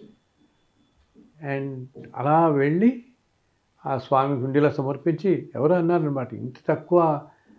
అండ్ కొంతమంది ఏమనుకున్నారు, ఓహో బహుశా వినాయక చవితి కదా, అందరు వినాయక చవితి ఇళ్ళలో చేసుకుంటారు కావాలి, అందుకని రాలేదేమో అని. ఆ తర్వాత సంవత్సరం కొంతమంది నాకు తెలిసిన వాళ్ళు వినాయక చవితి రోజు వెళ్ళారు దర్శనానికి. మీకు ఇలా అయింది కదా సార్, 10 నిమిషాల్లోనే అయిపోయింది కదా, ఈసారి వెళ్తామని. వాళ్ళు చక్కగా 4 గంటలు పెట్టింది. అది ఆ భగవంతుని అనుగ్రహం ఇచ్చిన అనుగ్రహం మనకి అనమాట. ఆయనకి ఎందుకంటే మనకి ఈరోజు ప్రపంచం మొత్తాన్ని తెలిసింది, కానీ ఆయనకి అప్పటికే ఆ పుస్తకం చాలా అపరూపం కదా. అందుకని ఆయన ఎక్కడ క్యూ లైన్ లేదు. మేము మనకి నడవడానికి ఎంత టైం పడుతుందో చేరిన తర్వాత అంతే టైంలో స్వామి ఎదుర్కొండా ఉన్నాం. మేము చెప్తే కూడా నమ్మలేం. కరెక్ట్గా 12-13 నిమిషాల్లో ఆయన ఎదుర్కొంటే అలా నడుస్తూ వెళ్ళాం అంతే. పుస్తకం తీసుకుని నడుస్తూ మాతో పాటు కొంతమంది మా బంధువులు వచ్చారు. వాళ్ళు అన్నారు అనమాట, సార్ మా ఊళ్ళో గుడిలో కూడా ఎంతసేపు మాకు అరగంట పడుతుంది గుడిలో దర్శనం అయ్యేటప్పటికి, తిరుమలలో ఏమిటి ఇప్పటికీ చెప్పుకొని ఆశ్చర్యపడ్డాం. 12-13 నిమిషాల్లో మీకు దర్శనం అయిపోయిందంటే అసలు అలా నుంచి ఆయన ఎదుర్కొండా వెళ్ళి మేము నడకే అనమాట. నడకడానికి ఎంత పడుతుందో అంతే టైం మాకు పట్టింది. వెళ్ళి స్వామి హుండీలో సమర్పించి తర్వాత ఇంకొక పేపర్ వచ్చింది అందరికీ ఇవ్వటం. ఇంకా వెళ్ళటం మొదలుపెట్టిన తర్వాత ఎంతోమంది ఎన్నో విశేషాలు చెప్పడం మొదలుపెట్టారు మాకు. కథలు చదువుకున్నామండి, కేవలం కథలు చదువుకుని కథలు చదివాము. ఇలా మేము ఏదో అనుకున్నాము, వాళ్ళంతటి వాళ్ళు అనుకుంటారు. దీంట్లో ఇంకో విశేషం ఏంటంటే తల్లి, ఎటువంటి రెస్ట్రిక్షన్స్ ఉండవు. రెస్ట్రిక్షన్ అంటే ఏంటి, ఈ పుస్తకం మీరు 10 మంది పంచాలి, 20 మంది పంచాలి అట్లా ఉండవు. అలాగే ఇది 21 రోజులు చేయాలి, 40 రోజులు చేయాలి కనీసం, అలా లేదు. ఈ కులం గోత్రం ఏమీ సంబంధం లేదు, ఎవరైనా ఎప్పుడైనా చేసుకోవచ్చు చక్కగా. సో వాళ్ళకు వాళ్ళు అనుకుని కొంతమంది మేము 21 రోజులు చేసుకుంటాం అంటే వాళ్ళకి స్వామివారి మీద నమ్మకంతో ఏదో కష్టం కలిగినప్పుడు ఎప్పుడో సార్ దీంట్లో నుంచి బయటపడాలి మాకు స్వామి ఏదో దురదృష్టం కొద్ది ఏదో అనారోగ్యం వచ్చింది బయటపడాలి ఉద్యోగం రావాలి అనుకుంటే చదువుకుంటే అందరికీ కోరిన కోరికలు తీరుస్తున్నాడు ఆయన. ఏదనుకుంటే అది అవుతుంది అనమాట. ఎన్ని విన్నానంటే తల్లి ఎన్ని సంవత్సరాల్లో ఈ 2005లో రాశాను కదా, ఈ 20 సంవత్సరాలలో కొన్ని లక్షల సంఘటనలు విన్నాను నేను చెప్తున్నవి. ఈ పుస్తకం అప్పటి నుంచి ఇప్పటికీ కూడా ప్రతి 4-5 నెలలకి మేము ఒక 10,000 కాపీలు ప్రింట్ చేస్తాను. ప్రింట్ చేసి ఎవరిని అడిగినా ఇస్తాను. రోజు నాకు ఫోన్ నెంబర్కి మెసేజ్ పెడతారు, ఈమెయిల్స్ పెడుతుంటారు, అందరికీ పంపిస్తూనే వెళ్తున్నాం. అండ్ ఇది రాసిన ఒక సంవత్సరానికే 2 సంవత్సరాల్లో దీనికి హిందీలో ట్రాన్స్లేట్ అయింది, ఇంగ్లీష్లో ట్రాన్స్లేట్ అయింది. ఓకే, ఒకళ్ళు కన్నడలో చేశారు. వాళ్ళకి ఇంటర్నెట్లో ఎక్కడో వచ్చి కొన్ని అద్భుతాలు జరిగి వాళ్ళ జీవితంలో వాళ్ళు నాకు ఓ రోజు ఫోన్ చేసి, గురువుగారు ఇట్లా జరిగింది, ఈ పుస్తకం మాకు ఏదో ఇంటర్నెట్లో దొరికింది, మాకు నేను చెప్పాను ఒక వెబ్సైట్లో నా పుస్తకాలన్నీ పెడతామని, దాంట్లో డౌన్లోడ్ చేసుకున్నాం, బాలాజీ వత్ కదా మేము హిందీలో మాకు దొరికింది, మేము చూసాం, చాలా బాగుంది, మాకు అసలు ఎన్నో అద్భుతాలు మా జీవితంలో జరిగాయి. సో అందుకని మీరు పర్మిషన్ ఇస్తే మేము దీన్ని కన్నడలోకి మరాఠీలోకి ట్రాన్స్లేట్ చేస్తాము అని చెప్పి అన్నారు అనమాట. చేసి ఇస్తాం మీకు అని. సో అందుకంటే మనకు అదృష్టం ఉంది. సో వాళ్ళు మరాఠీలోకి కన్నడలోకి ట్రాన్స్లేట్ చేస్తారు. వాళ్ళకిట ఎంత అద్భుతం జరిగిందంటే ఇప్పుడు ఆ పుస్తకం వాళ్ళు డౌన్లోడ్ చేసుకున్నారమ్మా, నెట్లోంచి హిందీది డౌన్లోడ్ చేసుకున్నారు. బాలాజీ వత్ కదా ఏదో ఒక రోజు అలా సర్చ్లో దొరికింది వాళ్ళకి. బాలాజీ అంటే చాలా ఇష్టం. అప్పటికేంటి హిందీది వచ్చింది, అప్పుడు ఇంకా అన్ని భాషలు రాలే, తెలుగు హిందీ వచ్చాయన్నమాట. డౌన్లోడ్ చేసి వాళ్ళు ఏం చేస్తారు, అక్కడి నుంచి వాళ్ళు మ్యాంగ్లూరు వెళుతున్నారు. మ్యాంగ్లూరు గోవాలో ఉంటారు యాక్చువల్గా వీళ్ళు. గోవా నుంచి మ్యాంగ్లూరు వెళుతూ ఘాట్ సెక్షన్లో వెళుతున్నారు. వెళుతుంటే వీళ్ళకి ఏంటంటే చాలా నమ్మకం. ఇప్పటికి చెప్పాను కదా ఇందాక నువ్వు అన్నట్టు, ఈ పుస్తకం ఉంటే చాలా మంది కాపాడుతుంది. సో ఈ పుస్తకాన్ని వాళ్ళు ఏం చేశారంటే ఆ కార్లో జస్ట్ ఆ డాష్ బోర్డ్ మీద అలా పెట్టుకుంటారు, ఎప్పుడు పెట్టుకుంటారు. ఇంట్లో బయటకు వెళితే ఆ కార్లో ఉండాల్సిందే పుస్తకం. వీళ్ళు అలా వెళ్తున్నప్పుడు ఘాట్ రోడ్లో ఎదుర్కొంటే వెహికల్ వస్తుంటే దాన్ని తప్పించిపోయి కార్ మొత్తం ఈ వ్యాలీలో ఒరిగిపోయింది. ఒక సైడ్ 2 చక్రాలు కూడా వ్యాలీలోకి ఇలా ఒరిగిపోయాయి. ఈ కార్ మొత్తం రాయిలో పడిపోవాల్సింది. ఇటు పక్కన డాష్ బోర్డ్ మీద బుక్ చూసావా, ఈ బుక్ యువతల పక్కకి జరిగిపోయి అంతటా అదే పుస్తకమే జరిగి ఈ కారుని లోపల 4 మనుషుని వెయిట్ని అలా కాపాడింది పడిపోకుండా. మనం ఊహించగలమా? మొత్తం వెయిట్ తీసి అలా గాలిలో నిలబడింది ఆ కారు. వీళ్ళ 4 నెమ్మదిగా ఆ కార్ పుస్తకం అలాగే ఉంది లోపల, ఇటు పక్కకి స్లైడ్ అయిపోయి వెయిట్ మొత్తాన్ని తీసుకుని ఆ బుక్ ఇంకా అసలు పడలేదు వెయిట్ అనమాట. వీళ్ళందరూ దిగి ఈ లోపల 4 పరిస్థితికి వస్తారు కదా ఈ కారు చూసి ఇలా జారిపోయిందని. అందరూ వచ్చి కారుని వెనక్కి లాగితే వాళ్ళందరికీ కళ్ళమ్మ నీళ్ళు వచ్చాయి. నీళ్ళు వచ్చి నాకు తర్వాత గోవా వెళ్ళిన తర్వాత తిరిగి నాకు ఫోన్ చేశారు. వీళ్ళు మ్యాంగ్లూరు వెళ్ళిపోయి తర్వాత గోవా వెళ్ళిన ఫోన్ చేసి ఇట్లా అయింది, ఈ పుస్తకం మమ్మల్ని ఇంత కాపాడింది, స్వామి మమ్మల్ని ఇలా కాపాడాడు, కేవలం పుస్తకం అలా దాని మీద పెట్టి ఉండటంతో వెయిట్ మొత్తాన్ని అలా తీసుకుని కారు మేము లోయలో పడిపోవాల్సిన వాళ్ళు అందరం అయిపోయాం. అందుకు 4కి ఇది ఇవ్వాలనుంది, మాకు అదృష్టం ప్రసాదించండి, మేము దీన్ని కన్నడలోకి మరాఠీలోకి మేము ట్రాన్స్లేట్ చేస్తాం అన్నారు. వసుధా కామత్ అని ఆవిడ పేరు, అతని పేరు సంజయ్ అనుకుంటా. సరే ఫోన్ చేశాడు, చెప్పారు అలాగే చేయండమ్మా అంతకన్నా కావాల్సిందని చేసి వాళ్ళు నాకు పీడిఎఫ్ పంపించారు. కొన్ని బుక్స్ కూడా వాళ్ళే ప్రింట్ చేసుకున్నారు పంచారనమాట. సో అలాగా ఆ తర్వాత తమిళ్లో ట్రాన్స్లేట్ అయింది. వాళ్ళకి ఇలా ఎన్నో జరిగాయి. అలా తర్వాత ఏమో తమిళ్లో ట్రాన్స్లేట్ అయింది. తర్వాత మనకి మిడిల్ ఈస్ట్ ఈ దుబాయ్ ఇటంతా కూడా చాలామంది ఉంటారు కదా మలయాళీస్ చాలామంది, వాళ్ళు దీన్ని మలయాళంలో ట్రాన్స్లేట్ చేశారు. మలయాళంలో ట్రాన్స్లేట్ చేసి వాళ్ళకి ఎన్నో అనుభవాలు జరిగాయి. ఏమిటి 14 ఏళ్ళ తర్వాత కన్సీవ్ అయిన వాళ్ళు ఈ పుస్తకం పట్టుకున్న వాళ్ళకి 14 ఇయర్స్కి కన్సీవ్ అయి పిల్లలు పుట్టిన వాళ్ళు ఉన్నారు. నమ్మకం, దేనికైనా నమ్మకం, ఫెయిత్ అంటే మనం అంత నమ్మకం పెట్టుకుని చేసుకున్న వాళ్ళకి అద్భుతమైన అనుభవాలు అనుగ్రహిస్తున్నాడు ఆ స్వామి పుస్తకం ద్వారా. ఏదనుకుంటే అది అవుతుందన్నమాట. సో అలా అప్పటి నుంచి ఇప్పటికీ ఈ 20 సంవత్సరాలలో ఈ పుస్తకం 12 భాషల్లో ట్రాన్స్లేట్ అయింది. కన్నడ, మలయాళం, ఓకే, మనం ఇంగ్లీషు, హిందీ ఇవన్నీ సరిగా, తెలుగు, తమిళ్ ఇవన్నీ, వీటితో పాటు ఫ్రెంచ్ భాషలో ఉంది, ఇటాలియన్ భాషలో ఉంది, రష్యన్ లాంగ్వేజ్లో ఉంది, జర్మన్ లాంగ్వేజ్లో ఉంది. అసలు రష్యన్స్ అయితే ఇక్కడ మా ఇంటికే వచ్చారు 4-5 ఏళ్ల క్రితం. మ్మ్. మాస్కో నుంచి వాళ్ళు రష్యా లాంగ్వేజ్లో ట్రాన్స్లేట్ చేసి మా దగ్గరికి వచ్చారు. వాళ్ళు చదువుతారు, రష్యన్స్ చదువుతారు, జర్మన్స్ చదువుతారు. అందరికీ ప్రాణం దీంతో సంబంధం లేకుండా, ఒక రిలీజియన్ ఏమీ లేకుండా నమ్మకం, అపారమైన నమ్మకం పెట్టుకున్న వాళ్ళకి మ్మ్. అద్భుతాలు చేస్తుంది ఈ పుస్తకం. ఇన్ని సంవత్సరాలుగా ఇప్పుడు ఏంటంటే తల్లి ఇంకా బాగా డిమాండ్ రావడంతో ఎక్కువ మంది అడుగుతున్నారని మ్మ్. మేమేం చేస్తున్నామంటే గత 2-3 సంవత్సరాల నుంచి కూడా ప్రతి నెల 10,000 కాపీలు ప్రింట్ చేస్తున్నాను నేను.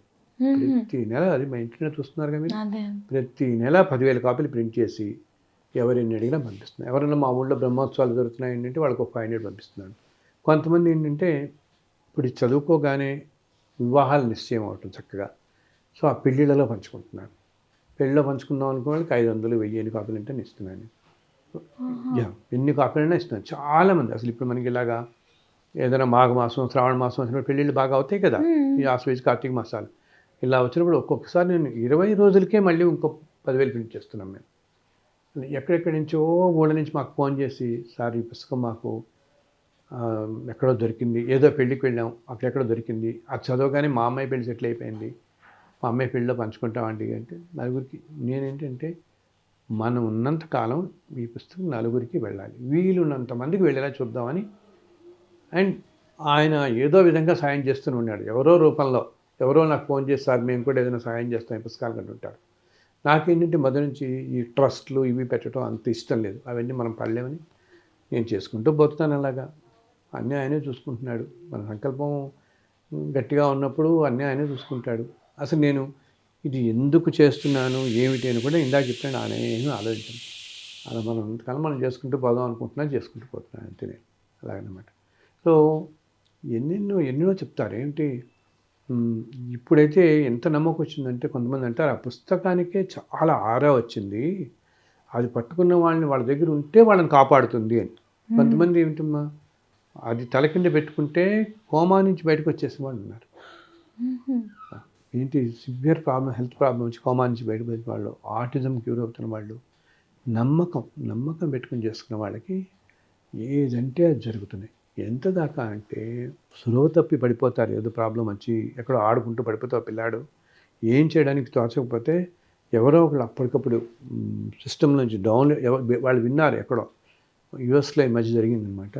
వాళ్ళు ఎక్కడో విని ఇలా ఈ పుస్తకం తలకింద పెట్టినా చాలు, చాలా ఆరాతలు వేస్తారు ఆ పిల్లలని, నెట్లో డౌన్లోడ్ చేసి ప్రింట్ బుక్, ఒరిజినల్ ఈ బుక్ కూడా కాదు, ప్రింట్ తీసి మామూలు పేపర్స్ అది ప్రింట్ చేసి ఆ పిల్లాడికి తలకింద పెడితే ఆ పిల్లాడి గంటలో లేచుకొచ్చినాడు. అంత చెప్తున్నారు. అసలు ఎంత అంటే తల్లి, ఈ రోజున అప్పుడప్పుడు మేము ఇంతకుముందు ఎన్నో చెప్తున్నారు 8 సంవత్సరాలుగా కదా, కొన్నిసార్లు సాక్షాత్తు భగవంతుడే వచ్చి మరీ పుస్తకం ఇచ్చిన వాళ్ళు ఉన్నారు కొంతమందికి. ఆయన రాత్రి కల్లో కనపడి, ఒక ఆవిడకి ఏంటి కల్లో కనపడి చెప్పాడు, అమ్మా ఈవిడ పాపం చాలా కష్టాల్లో ఉంది, స్వామివారి భక్తురాలు, చెప్పాడు, అమ్మ నువ్వు ఇన్ని కష్టాలు పడుతున్నావు కదా, నన్ను ఎప్పుడు వేడుకుంటున్నావు, నేను నీకు ఒక ఉపాయం చెప్తాను. ఈరోజు నువ్వు ఒక పెళ్ళికి వెళ్తావు, వెళ్ళినప్పుడు అక్కడ కుర్చీలో నీకు ఒక పుస్తకం దొరుకుతుంది, వెంకటేశ్వర కల్ప అనే పుస్తకం అలా పడేసి ఉంటుంది, పెట్టి ఉంటుంది, నువ్వు అది తెచ్చుకుని చదువు, నీ కష్టాలన్నీ బయటపడతాయని. సో ఈవిడ అలాగే పెళ్ళికి వెళ్తుంది. ఉదయం పెళ్ళికి వెళ్తుంది కదా, ముందంతా చూస్తే ఎక్కడ ఎవరు పంచట్లేదు, ఎవరో పంచుతున్నారో అనుకుంటుంది, ఎవరు పంచట్లేదు. అయ్యో అని చెప్పి ఏమో స్వామి ఇలా అన్నాడు చూద్దాం అనుకుంటుంది, ఇదేమిటి అని చెప్పి ఇంక చివరికి పెళ్ళి అయిపోతుంది, అంతా భోజనాలు అయిపోతే ఇంక వెళ్ళిపోతుంటారు. వెనక్కి వెళ్ళిపోతుంటే ఇంక కుర్చీలన్నీ ఖాళీగా ఉంటాయి కదా, వెళ్ళిపోతారు కదా అందరూ. వచ్చేస్తుంటే చివరి రోలో ఆ కుర్చీలో ఒక కుర్చీ మీద బతకల్పన పుస్తకం అలా పెట్టింది, కింద పుస్తకం పెట్టింది. వెంటనే చూసావా స్వామి చెప్పాడు కదా, తీసుకుని కళ్ళగద్దుకుని ఇంటికి వెళ్ళి చదువుకుంది, అన్ని కష్టాల నుంచి బయటపడింది. అలా ఎంతోమంది ఎన్నో చెప్తున్నారు మాకు, ఇది పట్టుకుంటే చాలండి. అండ్ చాలామంది అంటారు ఈ పుస్తకం గురించి తెలవాలంటే కూడా వాళ్ళకి ఎంతో అదృష్టం ఉండాలి, అప్పుడు కానీ పుస్తకం గురించి తెలియదు అంటున్నారు. ఇప్పుడు 20 సంవత్సరాలలో మనం ఇన్ని లక్షలు ప్రింట్ చేసాము, ఇన్ని భాషల్లో ప్రింట్ అవుతోంది, వెళుతోంది, ఎక్కడెక్కడ దేశాల్లోనూ చదువుతున్నారు, అవును కదా, ఇంత చేస్తున్నారు కదా. అండ్ ఎంతోమంది జెరాక్స్ చేస్తున్నారు, మనకు తెలియకుండా ఎంతమంది జెరాక్స్ చేస్తున్నారో, ఎన్ని లక్షలు డౌన్లోడ్ చేస్తున్నారో మనకు తెలియదు కదా. అప్పుడప్పుడు మాకు చెప్తారు. నేను నన్ను అడగడానికి ఇప్పుడు ఈ మధ్య ఏంటంటే 5-6 నెలల నుంచి చెప్తాను కదా, ఎక్కువ అయిపోవడంతో నాకు రోజు 100 మెయిల్స్ పెట్టేస్తున్నాను ఈ పుస్తకం కోసం. సో ముందు వెనకాలగా ఎవ్రీ వీక్ ఒక 200 మంది ప్యాక్ చేసి నేను పంపిస్తున్నాను అడ్రస్లు. అలా వెళుతూనే ఉన్నాయి. కొంతమందికి లేట్ అవుతుంది 4-5 నెలలు. సో ఈ లోపల కొంతమంది డౌన్లోడ్ చేసి చేసుకుంటున్నారు. వాళ్ళు బాగా జరగగానే వాళ్ళు డౌన్లోడ్ చేసి ఒక 200 ప్రింట్ చేసి నలుగురికి పంచుకుంటున్నారు. ఇలా ఇప్పుడు ఎంతో ఊళ్ళల్లో ఎంతో మందికి వెళ్ళిపోయింది అనమాట. ఎన్నెన్నో అనుభవాలు చెప్తున్నారు. సో వీళ్ళు ఎంతోమంది పంచుతున్నారు, ఇంకా స్ప్రెడ్ చేస్తున్నారు. అలా ఈ మధ్య ఒక 7-8 నెలల క్రితం మాకు మా ఇంటి ఇక్కడ దగ్గరలోనే ఒకరు ఉంటారు, హరిత అని ఒక అమ్మాయి వచ్చిందనమాట. ఇలా ఎవరో చెప్పారు ఈ పుస్తకాలు వాళ్ళ ద్వారా ఇంకోళ్ళ ద్వారా తెలుసుకుని వచ్చి మన దగ్గర పుస్తకాలు తీసుకెళ్ళింది. సో వాళ్ళు ఆ పుస్తకం చదువుతుంటే ఆ పిల్లకి 30 ఏళ్ల నుంచి మైగ్రేన్ హెడేక్ ఉంది. ఈ పుస్తకం చదివిన వారంకే అసలు మళ్ళీ మాయమైపోయింది. హెడేక్ అనేది లేదు. ఎన్ని మందులు వాడిందో ఇన్నాళ్ళు తీరంది, దీంతో వెంటనే తీరిపోయింది. అలాగే ఈ మధ్య చెప్పింది నాకు, తను వచ్చి అప్పుడప్పుడు వచ్చి పుస్తకాలు పుచ్చుకుని నలుగురికి పంచుతున్నారు. వాళ్ళు ఎంతోమందికి డిస్ట్రిబ్యూట్ చేస్తున్నారు అనమాట. ఎన్నో చూస్తున్నారు వాళ్ళ జీవితాల్లో, అందరు చుట్టాలు వాళ్ళ బంధువుల జీవితాల్లో ఎన్నో. సో మొన్న ఒకసారి వచ్చినప్పుడు నాకు చెప్పింది, ఈ పాపకి ఏంటిట ఏదైనా వెజిటబుల్స్ మామూలుగా మన దోసకాయ ఈ వంకాయ ఇవన్నీ ఉంటాయి కదా, ఏదైనా వెజిటబుల్ పట్టుకుంటే ఎలర్జీ అనమాట. వెంటనే చేతి మీద దురదలు వస్తాయి వెజిటబుల్స్. కానీ ఆడవాళ్ళందరికీ రోజు వంట చేయాలి ఇవన్నీ కంటే కూరలు పట్టుకోవడం కూడా ఉంటాం కుదరదు కదా, పట్టుకోవాలి కదా. మినిమం థింగ్ కదా అది. మనం వేరే ఇప్పుడు ఏదో ఫ్లవర్కి ఎలర్జీ ఉంటే అవి తాగకుండా చూస్తాం, ఫుడ్కి ఏదో ఎలర్జీ ఉందంటే ఓకే అది తినకుండా చూస్తాం. బట్ రోజు కూరలతో అంటే నీకు నిత్యం ఉండేదే కదా రోజు. సో ఈ హరిత ఏం చేస్తుంది, రోజు 3 గ్లౌస్ వేసుకుంటుంది. గ్లౌస్ 3 లేయర్స్ వేసుకుని రబ్బర్ బ్యాండ్ పెట్టుకుని అప్పుడు కానీ వెజిటబుల్ కట్ చేయటాను చేత్తో అసలు ముట్టుకుంటే ర్యాష్ వస్తుంది. అంత ఉన్నది. ఈ వ్రతకల్పం చదివి మొదలుపెట్టిన తర్వాత మొన్న 2 నెలల క్రితం పూర్తిగా మాయమైపోయింది తనకి. ఇప్పుడు హాయిగా పట్టుకుని చేసుకుంటుంది పనులన్నీ తను. అందరూ అది ఎంత ఆశ్చర్యం కాదు. ఇన్నాళ్ళ నుంచి టచ్ చేసేనే అలర్జీ వస్తుంది అనేది పూర్తిగా పోయిందంటే. సో వీళ్ళు ఎన్నో చూసి ఎంతో నమ్మకం కలిగి ఈ కుటుంబం వాళ్ళందరూ అన్నమాట, వాళ్ళ అక్కచెల్లెళ్ళు, వాళ్ళ బావగారు, వీళ్ళు అందరూ, వాళ్ళ భార్య శ్యామని ఉంటాడు అతను, వీళ్ళందరూ కలిపి ఈ 5-6 నెలల్లోనే కనీసం ఒక 50-60 వేల పుస్తకాలు పంచారు. వాళ్ళు ఎన్నో ఊళ్ళకి వెళ్ళి ఊళ్ళలో ఇచ్చి నలుగురు బాగుండాలి, అంతే కదా, మనం బాగుంటాం కదా, మనతో పాటు 10 మంది బాగుండాలి, ఇదే కదా ఆలోచన. ఇలా ఎంతోమంది చేస్తున్నారు, ఎన్నో రకాలుగా చేస్తున్నారు, గుళ్ళలు పంచుతున్నారు, ఎంతోమంది పంచుతున్నారు. ఇలా నలుగురికి వెళుతున్నాయి. ఇలా ఎన్నెన్నో వింటున్నాం. ఆల్మోస్ట్ ఎవరో ఒకళ్ళకైతే డాక్టర్స్ బేసిక్ టెస్ట్లు అవి చేసి బహుశా ఇది సస్పెక్టెడ్ క్యాన్సర్ అన్నట్టు అనుకునేప్పటికీ వాళ్ళు ఇంక దీన్ని గట్టిగా పట్టుకుని ఆ టెస్ట్కి వెళ్ళే లోపల చదువుకుంటే అన్ని రిపోర్ట్స్ నార్మల్ వచ్చేసాయి పూర్తిగా. అస్సలు ఏ ప్రాబ్లమే లేదనమాట. అలాగా ఎంతోమందికి అపురూపమైంది. అండ్ ఆయనకి తెలుసు అనమాట ఏంటి, ఇప్పుడు కాలంలో మనందరికీ కూడా ఇంత టైము ఇంత ఓపిక ఉండదని అతి తేలిక మార్గాన్ని మనకి అందరికీ ఉపదేశించాడు ఆయన. కేవలం కథలు చదువుకోండి చాలు, మీరు ఎటువంటి కష్టంలోంచన్నా బయటపడతారు. నమ్ముకుంటే ఆ పేజ్ పెట్టుకుని చదువుకున్న వాళ్ళకి ఏదైనా. అందులో ఇప్పుడు నేను మామూలుగా ఈ మధ్య చాలాసార్లు చెప్తున్నాను, ఎంతో పెద్ద వాళ్ళు చెప్తున్నారు ఏంటంటే, ప్రస్తుతం ప్రపంచం మొత్తం కూడా నడుస్తున్న కాలం ఒక 7-8 సంవత్సరాల పాటు ప్రపంచానికి అస్సలు బాగాలేదు ఇప్పుడు. అందులో ఇన్ని యుద్ధాలు, ఈ తుఫాన్లు, భూకంపాలు, ఈ పెద్ద ఏంటంటాం వాల్కనస్ అంటాం, అగ్నిపర్వతాలు బదులవటం, ఎన్నెన్నో చూస్తున్నాం. అదే కాకుండా ఎంతోమంది చిన్న వయస్సులోనే అనారోగ్యాలకు గురి కావటం కదా, ఎన్నో వింటూనే ఉన్నాం. అలా పిల్లలు లేకపోవటం, లేకపోతే పెళ్ళైన కొన్నాళ్ళకి ఏదో సమస్యలు రావడం, మనస్పర్ధలు రావడం, ఇవన్నీ ఎక్కువైపోతున్నాయి బాగా. ఈ పుస్తకాన్ని నమ్ముకుని చదువుతున్న వాళ్ళకి ఇటువంటి కష్టాలన్నిటి నుంచి బయటపడుతున్నారు, ఎంతో రిలీఫ్ వస్తుంది. ఇప్పుడు నేను ఎంతోమందికి చెప్తున్నాను, నాయన ప్రతి శనివారం చదవండి, వారానికి ఒక్క రోజున చదవండి, లేదా అసలు కొంతమంది అయితే రోజు చదువుతున్నారమ్మా. ఏదో ఒక టైంలో, పొద్దున్నో సాయంత్రమో ఏదో ఒక టైంలో కేవలం కథలు చదివి నమస్కారం పెడుతున్నాను నేను. ఉన్న ప్రదేశం నుంచి మీరు ఆఫీస్లో మధ్యలో టైం దొరకచ్చు మీకు, ఆ ట్రావెల్లో వెళ్తున్నాను, ఆఫీస్కి వెళ్తున్నాను ఒక గంట సేపు, ఇది ఎంతోమంది యూట్యూబ్లో ఆడియోలు పెట్టేస్తారు. బాగా పాపులర్ అవడంతో ఎంతోమంది ఆడియోలు పెట్టారు ఏంటి, కథలు చదివేసి. అవి ఒక 20-25 నిమిషాలు ఉంటాయి అంతే. హాయిగా వెళ్తూ వెళ్తూ వాళ్ళు ఆడియో పెట్టేసుకుంటున్నారు, ఆ కథలు వింటూ వెళ్ళిపోతున్నారు. కథలు విన్నా మీకు అంత ఫలితం వస్తుంది. సో ఇంతమందికి ఈరోజు చేరి ఎంతో ధైర్యము, శక్తి, ఎన్నో కష్టాలు, అసలు ఎన్నెన్ని మిరకిల్స్ వింటున్నామంటే అన్నీ కాదు ఈ పుస్తకం వింటున్నాం. ఇప్పుడు నేను చెప్పింది చూసావు కదా, ఇలా ఎన్నో ఏంటి మా ఆల్మోస్ట్ ఎన్నో మనస్పర్ధలు వచ్చేసి డైవోర్స్ దాకా వేసేసుకున్న వాళ్ళు మళ్ళీ కలిసిపోవటం, మళ్ళీ చక్కగా ఉండటం. ఇలాగా పిల్లలు లేకుండా ఐవీఎఫ్లకి వెళ్ళి 3-4 సార్లు ట్రై చేసిన వాళ్ళు ఎవరి దగ్గర నుంచి ఈ పుస్తకం గురించి తెలవటం, వెంటనే చదవగానే నార్మల్గా ప్రెగ్నెన్సీ వచ్చేయటం వాళ్ళకి. ఇలా ఎన్ని విశేషాలు ఇవన్నీ ఏంటంటే ఆయన మనకి తెలుసు, ఆయనకి ఈ కలియుగంలో ఎన్ని కష్టాలు పాలవుతారు వీళ్ళందరూ. అందుకని ఈ టైంలో వచ్చింది కదా మనకి. ఇప్పుడు స్వామివారు ఎప్పటి నుంచి ఉన్నాడు, కొన్ని కోట్ల సంవత్సరాల నుంచి ఉన్నాడు ఆయన అక్కడ మనకి. బట్ ఈ కాలానికి వెంకటేశ్వర స్వామి మీద మనకి ఎన్నెన్నో ఉన్నాయి అష్టోత్తరాలు, ఇవన్నీ బోల్డ్ సహస్రనామాలు ఇవన్నీ. బట్ ఒక వెంకటేశ్వర వ్రతకల్పం అనేది అది కూడా ఆయనకి అంత ఇష్టం కాబట్టి ఇన్ని జరుగుతున్నాయి ఈరోజు, అంతే కదా. దాంట్లో మన ప్రమేయం ఏమీ లేదు. మనకి ఎంతో పూర్వజన్మ పుణ్యఫలం కొద్దీ మన ద్వారా ఈ లోకానికి వచ్చింది ఇప్పుడు, అంతే చెప్తే.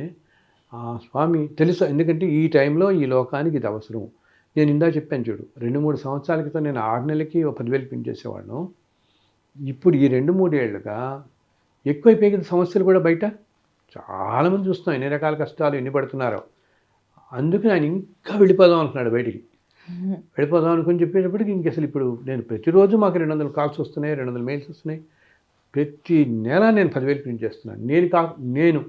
నేను కాకుండా ఎవరంతా ఏం ప్రింట్ చేస్తున్నారో మనకి తెలియదు, అంతే కదా. ఆ మధ్య నాకు ఎవరో తిరుమల నుంచి పొద్దునే ఫోన్ చేశాడు, సార్ కొండ మీద మీ పుస్తకాలు ఎవరో డిస్ట్రిబ్యూట్ చేస్తున్నారు ఇక్కడ వెంకటేశ్వర కల్పం, అది కూడా తెలుగు తమిళ్ ఈ 2 భాషల్లోనూ అందరికీ పంచుతున్నారు ఇక్కడ అని.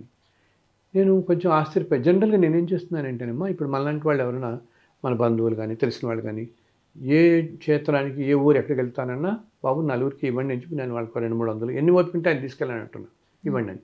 సో మన వాళ్ళు ఎవరైనా తిరుపతి వెళ్తున్నారు అనుకో, తీసుకెళ్ళి అక్కడ అందరూ పంచుతున్నారు. ఇప్పుడు మనకి ఎక్కడో దొరకటం వేరు, తిరుపతిలో దొరికిందంటే మహాప్రసాదం కదా. ఆయన ఎదుర్కొనడానికి మనకి ఆ పుస్తకం దొరికిందని ఎంతో సంతోషపడతారు తీసుకున్న వాళ్ళు. సో అలా ఎంతోమంది చేస్తున్నారు, తీసుకెళ్తూ ఇలా చేస్తున్నారు అన్నమాట. సో నేను ముందు అనుకున్నాను ఎవరో ఇటువంటి వాళ్ళేమో అనుకున్నా. జనరలీ వీళ్ళేంటి 200-400 పంచుతారు. వాళ్ళెవరు ఆ రోజు తెలుగు తమిళ్ కూడా పంచుతున్నారు. అది కూడా ఏంటి 10,000 కాపీలు పంచుతున్నారు వాళ్ళు ఆ రోజు అక్కడ. అప్పుడు నాకు ఎవరైతే ఫోన్ చేశారో వాళ్ళని అడిగా, ఒకసారి కనుక్కోండి వాళ్ళు ఎవరు అసలు అని. అనేటప్పటికి వీళ్ళెవరో వాళ్ళని ఆ పంచుతున్న కుర్రాళ్ళని ఎవరిని అడిగారు, బాబు ఎవరు ఏంటిది ఎలా ప్రింట్ చేస్తారు ఎవరు పంచుతున్నారు అని. అంటే అతను చెప్పాడు, సార్ మా సార్ వాళ్ళది చెన్నైలో ఒక పెద్ద ఇండస్ట్రీ గ్రూప్, ఆ సార్ ఈ వ్రతకల్పం చదువుకున్నారు, అప్పుడు ఆయనకి ఏదో చాలా మంచి జరిగిందట, అప్పుడు ఆయన అనుకున్నారట మంచి జరిగితే కొండ మీద 10,000 పుస్తకాలు పంచుతారని. అందుకు మేము చెన్నై నుంచి 10,000 తెలుగు తమిళ పుస్తకాలు ప్రింట్ చేయించి చెన్నై నుంచి వచ్చి ఇక్కడ పంచుతున్నాం అందరికీ మేము అన్నాడు ఆయన. అలా ఎవరో ఎంతెంత పంచుతున్నారో ఇది మనకి ఎవరో తెలుస్తుంది కాబట్టి, ఎన్ని ఊళ్ళలో ఎక్కడెక్కడ ఎంత దొరుకుతుందో మనకు తెలియదు కదా. కానీ మనకి నేను ఇంకోటి అంటాను ముందు నుంచి, వీటన్నిటి గురించి నేను ఆలోచించాను. చక్కగా నలుగురు బాగుండాలి, ముందు వెళ్ళాలి, ప్రపంచం అంతా బాగుండాలి, చల్లగా ఉండాలి, మనకు కావాల్సింది అదే. ఇక మీలాంటి వాళ్ళందరూ నలుగురికి తీసుకెళ్తున్నారు. ఇప్పుడు మీలాగా ఇలా ప్రోగ్రామ్స్ చేయటం వల్ల ఈ 2 ఇళ్లలో ఇంటర్వ్యూస్ అవి ఇచ్చి నేను కొంచెం బయటకు వచ్చి చేసేటప్పటికి నలుగురికి తెలిసింది. 2005 నుంచి ఉన్నా కూడా ఈ 2 ఏళ్లలోనే నేను కొంచెం బయటకు వచ్చి ఇవ్వటం, ఈ ప్రోగ్రామ్స్ చేయటం కొంచెం అనమాట. ఇప్పుడు ఇంకా తెలిసి ఎంతోమందికి వెళ్ళిపోతుంది. ఇప్పుడు చెప్పాను కదా, ఒక్కొక్కసారి అయితే నేను ప్రతి 20 రోజులకి మేము ప్రింట్ చేస్తున్నాం, 10,000 కాపీస్ ప్రింట్ చేస్తున్నాం. అంత ఏంటి మాటలు పిల్లలకి మాటలు రావటం కానీ ఎన్నెన్నో చెప్తున్నారు నమ్మకంగా పెట్టుకుని. దీనికి మళ్ళీ చెప్పాను ఇందాక, ఏదైనా నియమనిస్టులు నేను 41 రోజులు చేయాలి, 3 నెలలు చేయాలి, ఏమీ లేవు. హాయిగా వాళ్ళ కూర్చుని ప్రదేశం నుంచే వాళ్ళు చదువుకోవటం, ఇలా కూర్చొని చదువుకుంటే చాలు, చక్కగా జరుగుతున్నాయి అన్నమాట వాళ్ళన్నీ కూడా. సో మన వాళ్ళందరికీ చూస్తున్న ఈ కార్యక్రమం చూస్తున్న అందరికీ చెప్తున్నాను, మీరు దాంట్లో నా మెయిల్ ఐడీస్ ఇస్తారు మన వాళ్ళు. ఈ ప్రోగ్రామ్ అయిన తర్వాత మీకు వెబ్సైట్ కూడా ఇస్తారు. వెబ్సైట్ నుంచి చక్కగా డౌన్లోడ్ చేసుకోండి ఫ్రీగా. మీరు చదువు ఏ భాషలో కావాలంటే ఆ భాషలో డౌన్లోడ్ చేసుకోండి. మీరు యూఎస్లో ఉన్నా కెనడా ఎక్కడున్నా సరే చక్కగా డౌన్లోడ్ చేసుకోండి. రోజు వీలుంటే రోజు చదవండి 5 కథలు. కేవలం 20 నిమిషాలు పడుతుంది ఆ కథలు చదవడానికి అంతే. ఉమ్, రోజు చదవండి, లేదా వారంకో రోజు, శనివారమో ఆదివారం మీ వీలు. శనివారం వీలుంటే శనివారం, లేదా ఆదివారం అయినా పర్లేదు. వారానికి ఒక్క రోజైనా చదివితే ప్రస్తుతం ఉన్న పరిస్థితుల్లో ఎన్నెన్నో మనం చూస్తున్నాం. ఏంటి ల్యాండ్ స్లైడ్స్, పెద్ద పెద్ద వర్షాలు, తుఫాన్లు. నేను అన్నీ చూసాం కదా, కార్లే కొట్టుకుపోతున్నాయి నీళ్ళలో. అవును. ఇన్ని అసలు ఊహించడం అనమాట. ఒక గంటలో ఊహించినంత వర్షం పడిపోతుంది ఎక్కడికక్కడ. ఇటువంటి వాటిలో మనం ఎక్కడైనా ఇరుక్కున్నా పొరపాటున ఈ పుస్తకం నమ్ముకుని చదువుకున్న వాళ్ళందరికీ కూడా ఏమీ జరగకుండా బయటపడుతున్నారు ఈ కష్టాల్లోంచి. కేవలం చదివినంత మాత్రానే, అంతే. అంతకంటే తేలికైన సాధనం మన అదృష్టం ఏమిటి మనకి అవును, కావాల్సింది. ఖచ్చితంగా. సో అందరికి మన వాళ్ళకి చెప్తున్నాను, వీలున్నంతలా చదవండి. ఆ స్వామి మనకి ఇచ్చిన అద్భుతమైన వరం అన్నమాట మనకి ఈ కలికాలానికి, కలియుగానికి. గురుగారు, తిరుమలలో బ్రహ్మోత్సవాలు జరుగుతూ ఉంటాయి కదా, అసలు ఈ బ్రహ్మోత్సవాల వెనుక ఉన్న విశిష్టత ఏంటి? ఇవి ఎప్పటి నుంచి ప్రారంభమయ్యాయి? అసలు తిరుమల నిత్య కళ్యాణం పచ్చతోరణం అంటారు. సంవత్సరం పొడుగునా ఉత్సవాలు జరుగుతూనే ఉంటాయి, రకరకాల ఉత్సవాలు.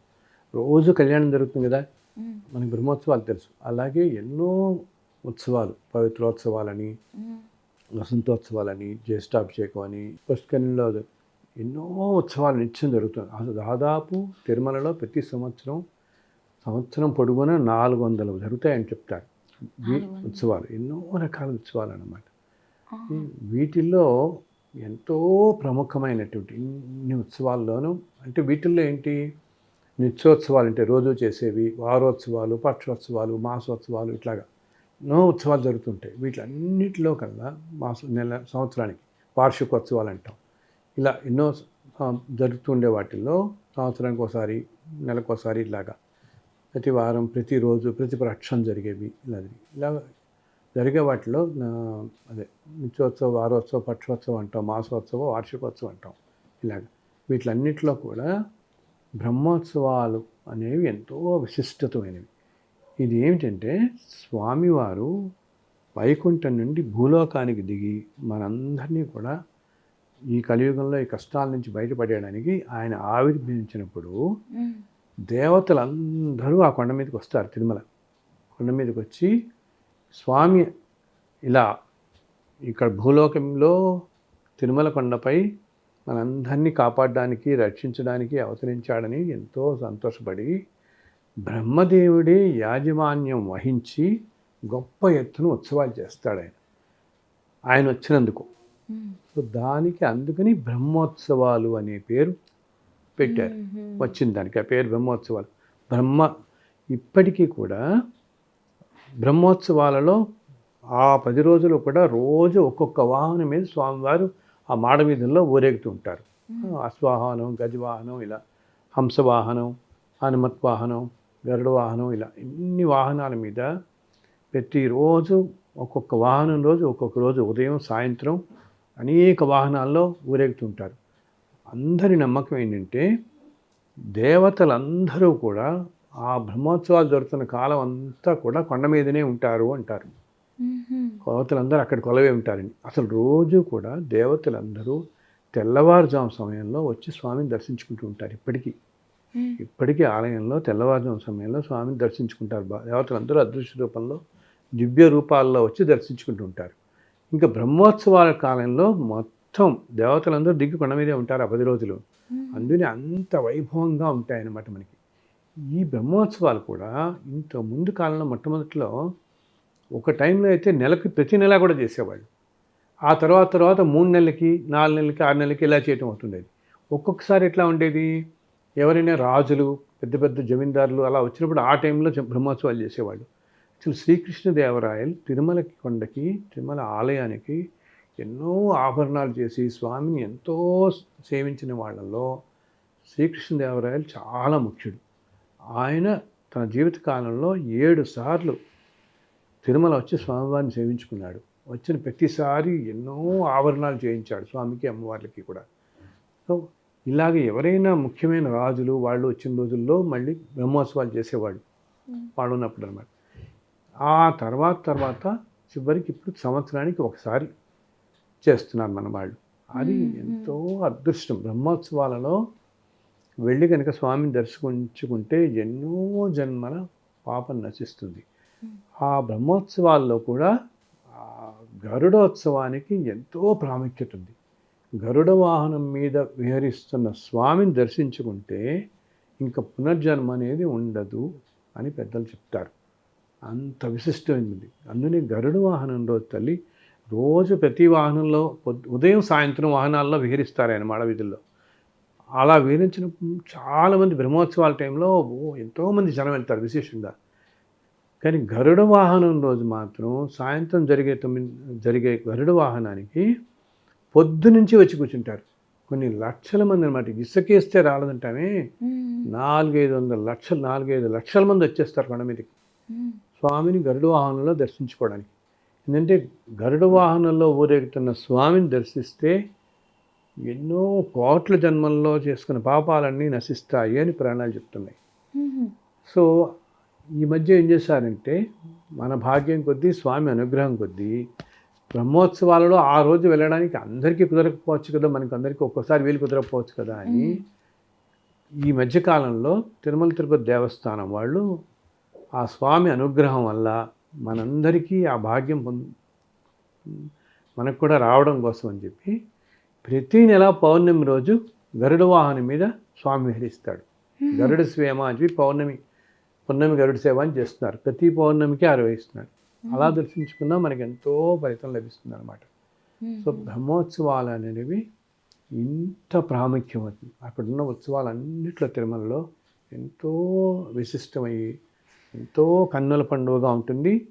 అండ్ తిరుమల అంతా కూడా బ్రహ్మాండమైన తేజస్తో ప్రకాశిస్తూ ఉంటుంది ఆ 10 రోజులు. సో భక్తులందరూ ఏమాత్రం వీలున్నా ఏదో ఒక్కరోజన్నా వెళ్ళి బ్రహ్మోత్సవాల్లో స్వామిని దర్శించుకుని ఒక్క రాత్రి అక్కడ నిద్ర చేసిరండి. ఎంతో అద్భుతమైన దివ్యమైన అనుభూతులకు లోనవుతారు. ఎన్నో జన్మల పాపాలు నశిస్తాయి మీ అందరికీ కూడా. గురుగారు, ఈరోజు మీతో మాట్లాడిన ఈ సమయం ఏదైతే ఉందో ఖచ్చితంగా ఇది మా అదృష్టంగా భావిస్తున్నాను. మా ఛానల్కి మీ సమయాన్ని కేటాయించి 10 మందికి మంచి జరగాలన్న ఉద్దేశంతో మీరు చెప్పిన మాటలు ఏవైతే ఉన్నాయో వాటికి మనస్ఫూర్తి కృతజ్ఞతలు గురుగారు. చాలా సంతోషం తల్లి. సర్వే జన సుఖినో భవంతు. అందరూ కూడా చక్కగా ఉండాలి. ఇంత మంచి అవకాశం ఇచ్చినందుకు మీకు, మీ ఛానల్ యాజమాన్యానికి నా ధన్యవాదాలు, నా కృతజ్ఞతలు. ఈ లక్ష్మీ శ్రీనివాస కటాక్షుద్ధిరస్తు. స్వామివారు అందరినీ చల్లగా చూడాలని ప్రార్థిస్తున్నాను. ధన్యవాదాలు. ఓం నమో వెంకటేశాయ.